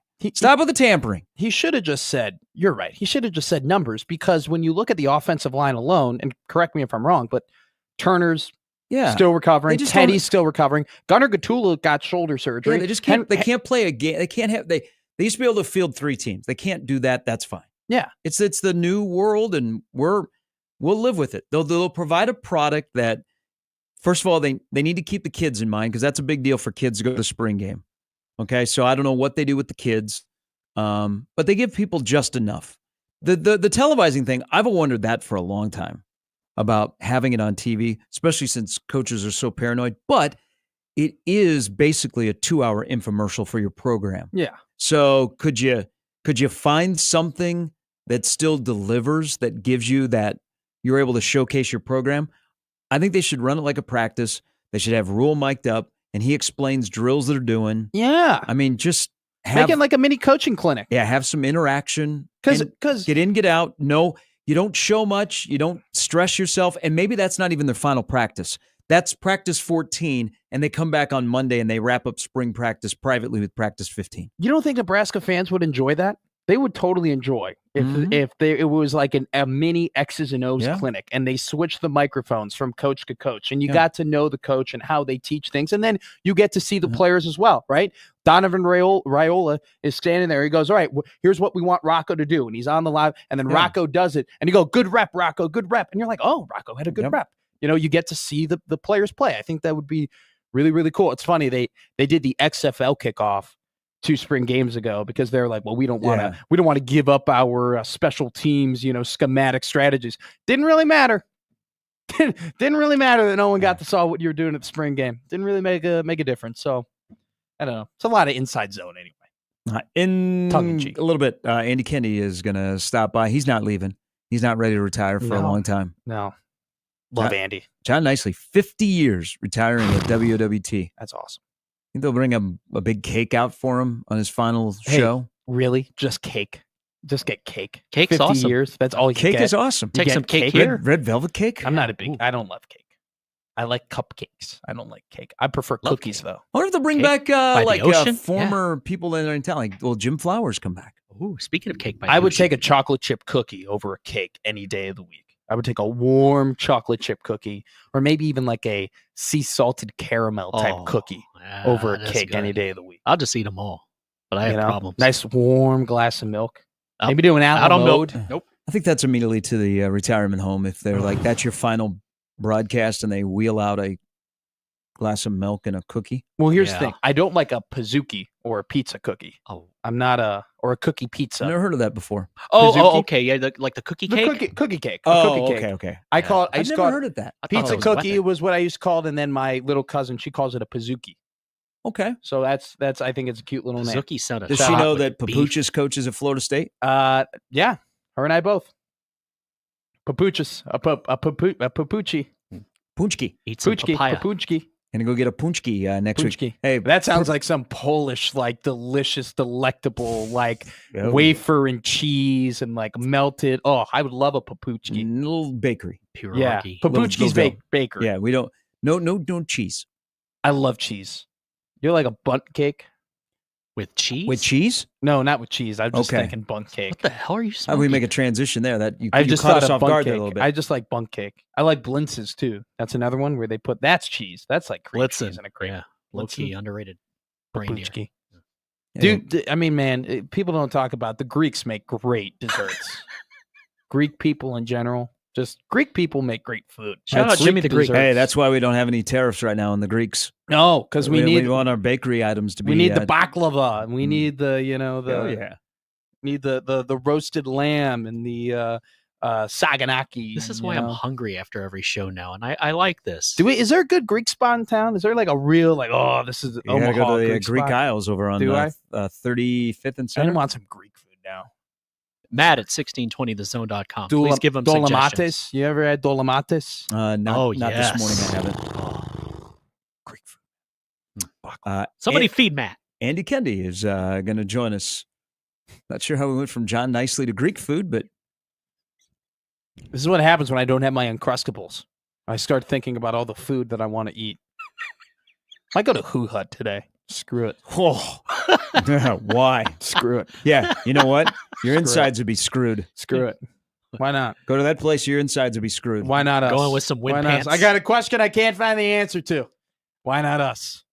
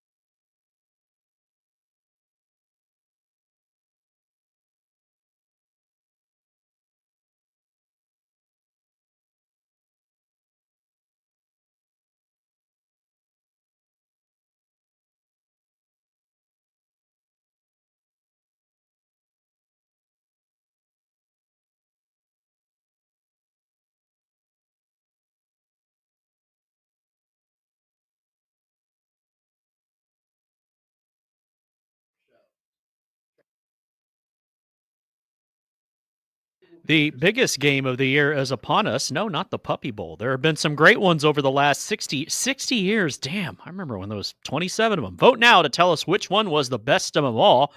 Might I advocate 27, 28, or 30? Vote in the greatest big game bracket and get the details online right now at 1620thezone.com.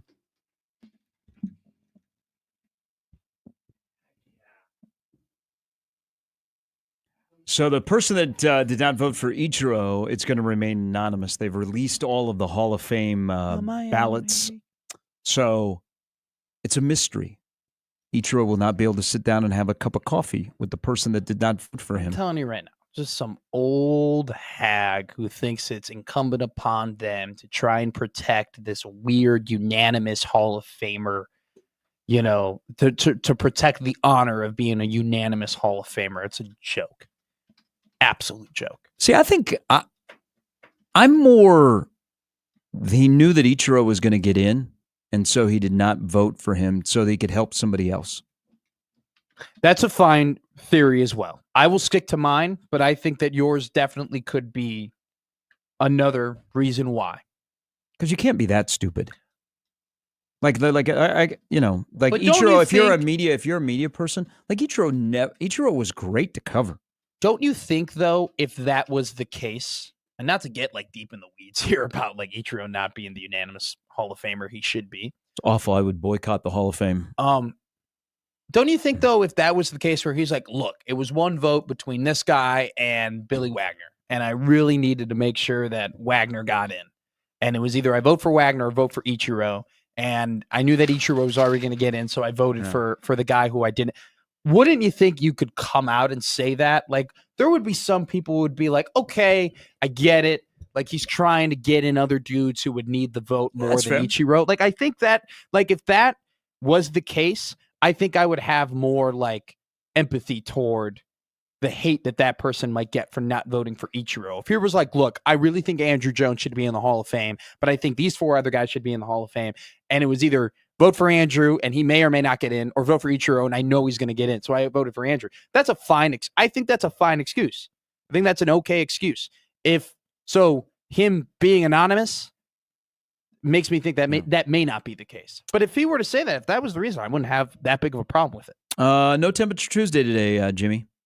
Yeah, it's too bad. But 9. There is Italian Runza's coming back. Yes, like the Italian Runza. What is in? I haven't had an Italian Runza. I haven't had an Italian Runza. I've had a Runza. Don't get me wrong, guys. Come on. I've had a Runza. A Runza. Thought I had a D in there. Runza. At a Runza. Talks kind of Runza. Yeah. Runza. Pepperoni. Cheese. What is in a? You have cheese. Love it. Cheese. Little beef. Yeah. Yep. Little sauce. Okay. Little sausage. Tomato sauce. Probably. Okay. Pepperoni. It's good. Sausage. Ham. Gabagool. No. Salami. Sure. All of the above. Yeah. Made with love. Prosciutto. All of the Capicola. above. Yes. Just keep adding to it. I mean, that's what an all Italian the stuff Renzo Giotto should would be. say. Yeah. Well, the new we didn't talk about this yesterday. So there's a new concession, Aramark, which is a very popular. Yeah. They do a lot of stadiums across the world. Mm-hmm. In terms of concessions, they're now at Memorial Stadium. Will they still have the staples? So the red hot dog. Mm-hmm. Be called the red dye. Have the hamburger Valentino's pizza and the regular Valentino's pizza in the box. In the box. Pepperoni. In the little thing. Will you still have the popcorn? Probably. Oh yeah, I always have to have popcorn hasn't been canceled. But the staples are like Runza, the red dye, and the Val's pizza. Mm-hmm. But here's where there's been a long discussion. I even think there's a website about Coke not being in the stadium, which they tried. Hey, is it really that big of a deal? Yes, it is. Pepsi sucks. Pepsi sucks. I don't drink it, so it is. Some of the worst things you can hear at a restaurant is, "I'm sorry, we only have Pepsi." So I got a question for you. When you go, can I please have a Coca-Cola? And they go, we only have Pepsi. Are you changing your order? Yep. Okay. Yep. What are you changing it to? I'm probably going to drink unsweet iced tea. Okay. Good choice. But like that. here's the whole discussion about the Runza and it's cold in the stadium, or the Val's only taste good in Memorial Stadium and not outside. of Memorial Stadium. Like, you can't replicate the red dye. No. Like, you can go to the grocery store and buy Fairbury brand hot dogs, but you cannot have the same, like the bun. It's not the same in the house. Yeah. No, I agree.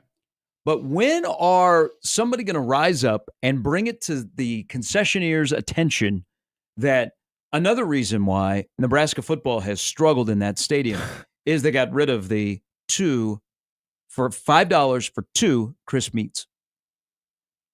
Wait, that was a thing back then? Yes, it was. Damn. It has not been that way for a long time. I might not have gone to KU. Really? I might have gone to Nebraska Big if a deal. I knew this. Yeah. People don't bring that up. They overlook that. I don't know if we can get Amigos back into Memorial Stadium. I always just got the hamburger Val's. That was mine. I would just get, during the halftime, I would walk down, I would get my little hamburger, pizza, I'd smash it right then and there, put it right in the trash can, take like a good... You didn't eat it? No, I would smash it. I would scarf it down. I would Just scarf burning money. I would scarf it down. It's like Fox giving $375 million to Brady. You just burn that money. I would pay for it and then throw it on the ground. Just start smashing it. No, I would scarf it down. I would throw it away. I would then take about a 7.5 minute walk just to pace, just kind of just get the legs moving. Seriously, to pace, to think about the game, think about what's going on, to think about what they need to do to win. I would go all the way down toward like where you would have the spring press conferences, like that would be the North Stadium area. Like I would walk all the way down to the North Stadium, like concourse. I would then like kind of just hit that merchandise area. I'd kind of like just tap where that merchandise area at the North Stadium is. And I'd start walking back to where I was sitting in I think that would have been the West area. And then that was my lap. And then I would get back to my seats. I would just park myself like a car and then watch the game. That was the tradition. No, that's quite the tradition. That's just kind of, I'm very superstitious. You'll come to find out that when I go Mine was 4 Bud Lights and 5 Parliaments. Unfortunately, I wasn't able to do that until, dude, I'll tell you something right now. Those Nebraska basketball games got to a whole other level when they started serving beer. Oh my Lord. When that turnstile hit, when it goes, we have beer now. I mean, you would see guys, 8-9 guys and girls just double fisting in the Nebraska basketball stands. And like, oh, it was incredible. That student section took a turn for the better when they started serving beers to students at those games. But no, never had beer at Memorial Stadium. So we didn't have it either. I'd pace, I'd pace, come back, boom. Just get my mind right. Got to win games, man. Got to win games. Got to be focused. Were you talking to yourself while you're walking? No. Yeah, motivating yourself. I do have a bad habit of talking to myself when no one's around. Penalties. I do kind of like whisper to myself.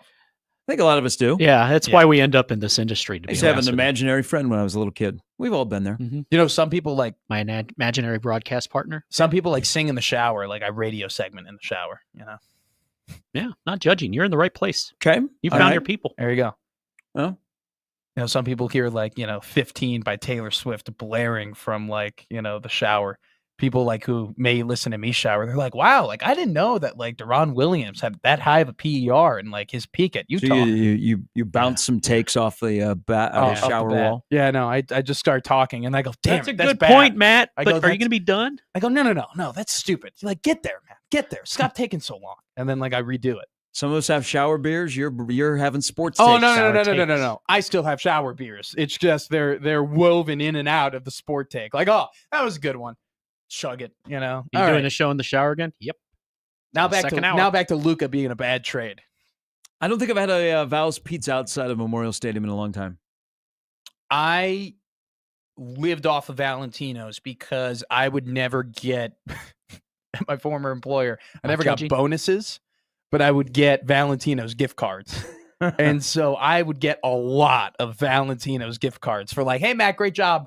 You know, here's a Val's gift card. And I would go to the Union, and at the Nebraska Union, there was a Valentino's there. So I would live off of the 2 slices with a bread twist combo and a soda. Not judging one bit. And so like I would just go and I would take like I had at the end of it all, senior year, I think I had hundreds of maybe even close to $1,000 in like previous Valentino's gift cards.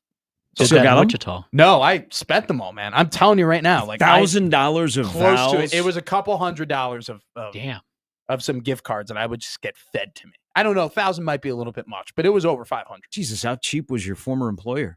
They weren't cheap. It was, I would get them, like, hey, great work, and I would get them, but then they would always have them. And so I would just walk in, and I knew they had them, and I didn't want to pay for lunch that day. 34 so I would be like, a pack of I would be like, oh my Vals. God, you can ask my former employer. There's a person who worked there who her job was she had a little like expandable folder, and like I would just walk in and be like, hey, what do you got for me? And oftentimes it was either Raising Cane's or it was Valentino's. So know your audience. Mm-hmm. So the whole idea of not having Valentino's outside of the stadium, wouldn't know about it. That's probably, I had more Valentino's outside the stadium than inside the stadium. Upstairs, they can probably hook you up. No, I think I've moved past that. I think we got some great pizza places in Omaha. I'm past my Valentino's phase. All right, coming up is Andy Kennedy from KTV. He'll join us next with a thought on a multitude of things of when are they going to go and travel to watch Omaha men's basketball play in Wichita against number 2 seeded Houston. So the Athletic has. Athletic this morning has Creighton as an 8 playing Oklahoma opposite Duke and Raleigh. They have Omaha as a 15 playing Houston. Ooh. Nebraska first 4 out in the Athletic bracket this morning. Big time. AK's join us next.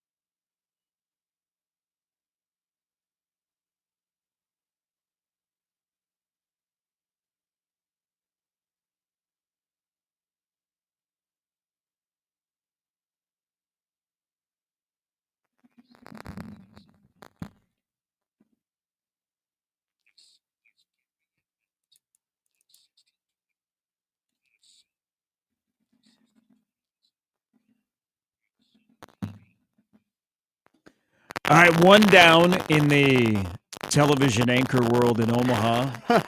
Another one at his own station to go before our next guest rises to the top. Actually, he's got to take down 2. Ooh. Andy Kenny from KTV joins us. How do we get rid of Rob and Julie?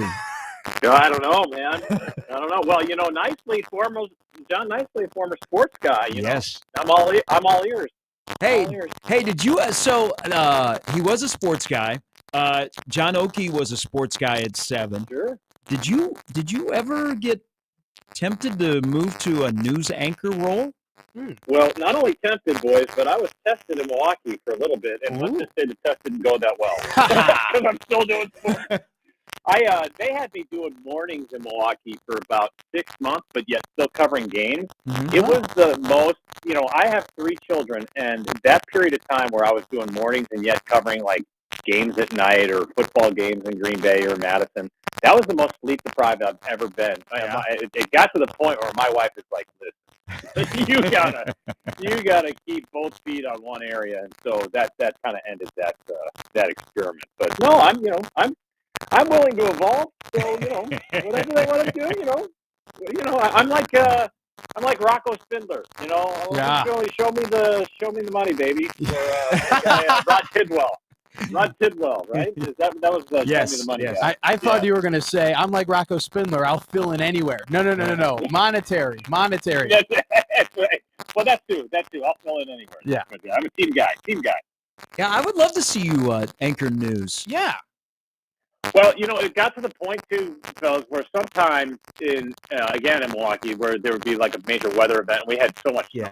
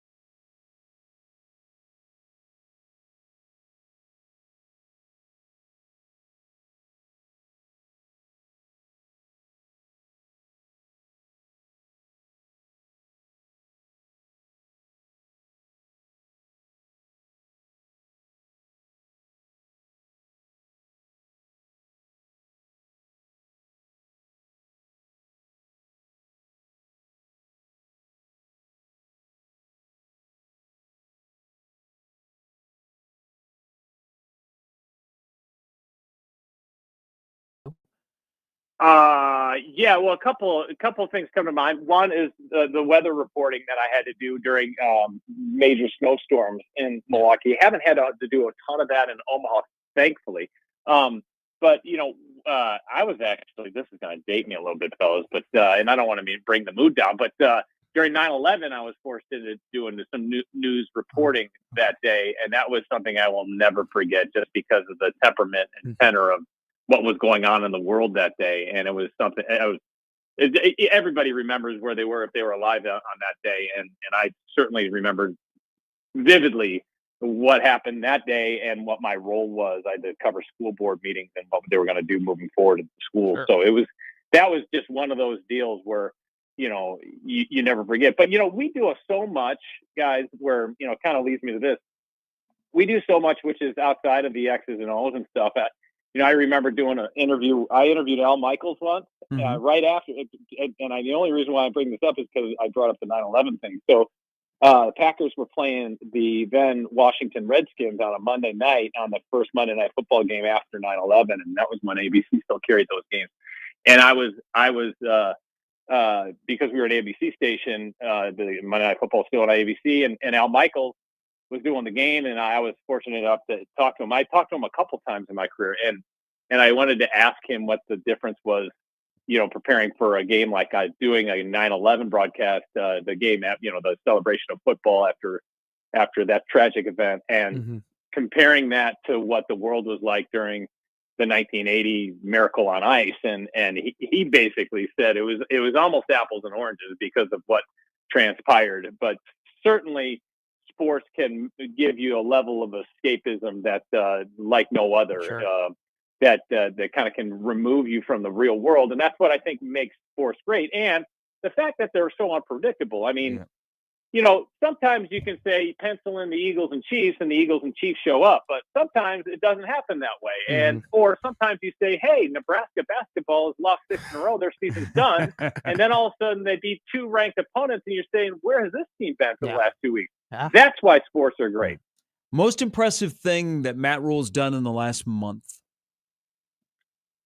Man, keep his energy level up, I think. Holy cow. When you heard his travel itinerary and has been able to maintain his sanity, that has been unbelievable. But I think, seriously, I think that probably the thing that he's been able to do is bring in guys who I think fits what he's looking for, if that makes sense. Not just athletic and talented people, but able to fill in people in spots that are necessary, but I think with guys that fit the culture he's trying to build. This is the trickiest part about this new age of college football, is that you're adding free agents to a locker room that is filled with guys who have trying to build this thing from the ground up. So how do you bring these pieces in without totally upsetting the apple cart? So I think the key to that, I really think one of the big keys is Dylan and how he handles himself. And man, I want to be Dylan's best friend because he goes everywhere. I mean, I want to be his wingman because that dude has the best seats in the front row and whatever. That guy's life. I mean, I want to be him. But I think that's probably my most impressive thing. Now, will it translate on the field? I don't know, but man, they're taking big swings. And when you read and you see they bring in 2 offensive linemen in the excess of probably, reportedly in the range of $2 million, total. We're just dipping our toes in this thing. Sure. And I don't know where this thing is headed, but I hope eventually we get a handle on this where there's some rules and a little bit of transparency. Your top transfer portal acquisition from this cycle? Oh boy.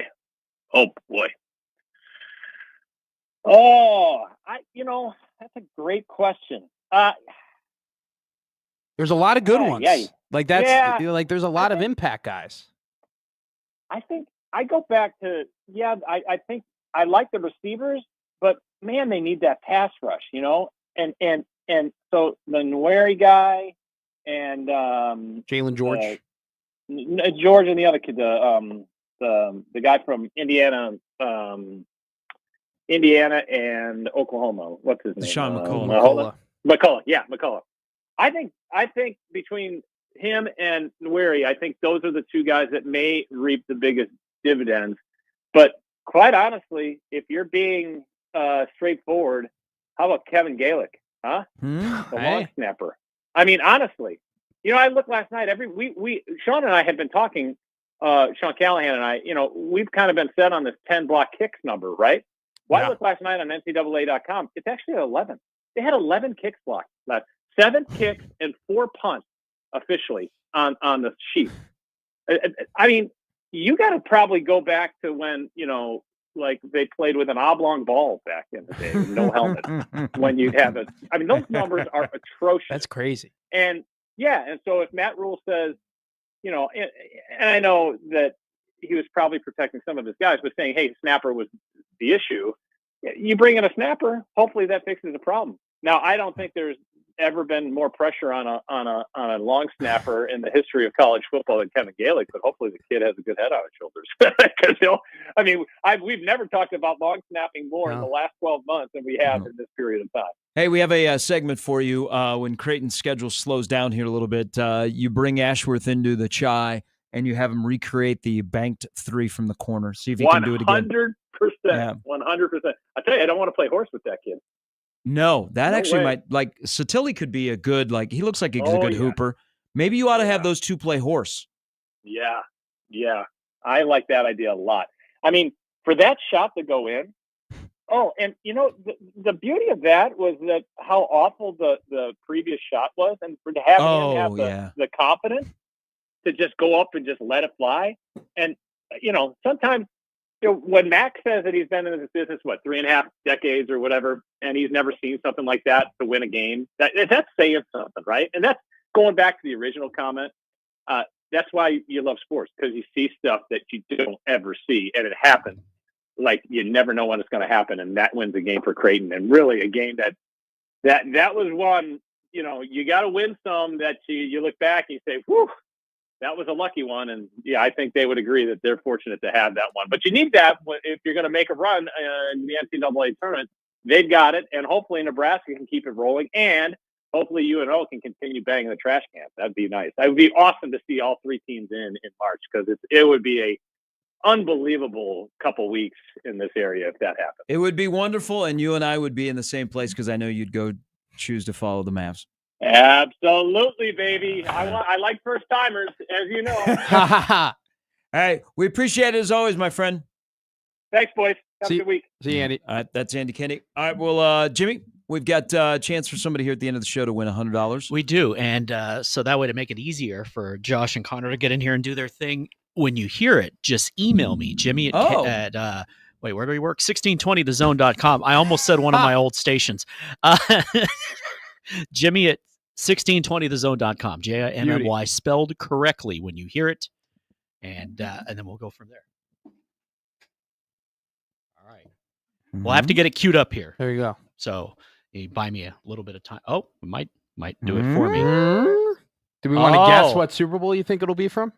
Sure, you can guess. I think this will be 62. 1962? Yeah. I think this will be from the Cardinals-Steelers Super Bowl. Ooh, that would have been a good one. Big Ben to Santonio Holmes. Oh, I was going to say James Harrison interception. Oh, I think that's the bigger play. We got it back here. Sorry. And all right. Enjoy. Remember, Jimmy at 1620thezone.com, and then we'll see if we can win $100. Final play of the game in regulation. It is caught by Dyson. Oh, no. What happens? We actually have referenced this play already this morning. I know. I thought that. And we're not in cahoots here in choosing it, but. Jimmy at 1620thezone.com. That opens it up for a lot of people to get in and win $100. We'll give you an opportunity to win $100 again tomorrow, where we'll have basketball to discuss. Creighton and Nebraska both play tomorrow. Heck yeah. Midday show's coming up next for Jimmy. For Matt, I'm Gary. We'll talk to you tomorrow at 6.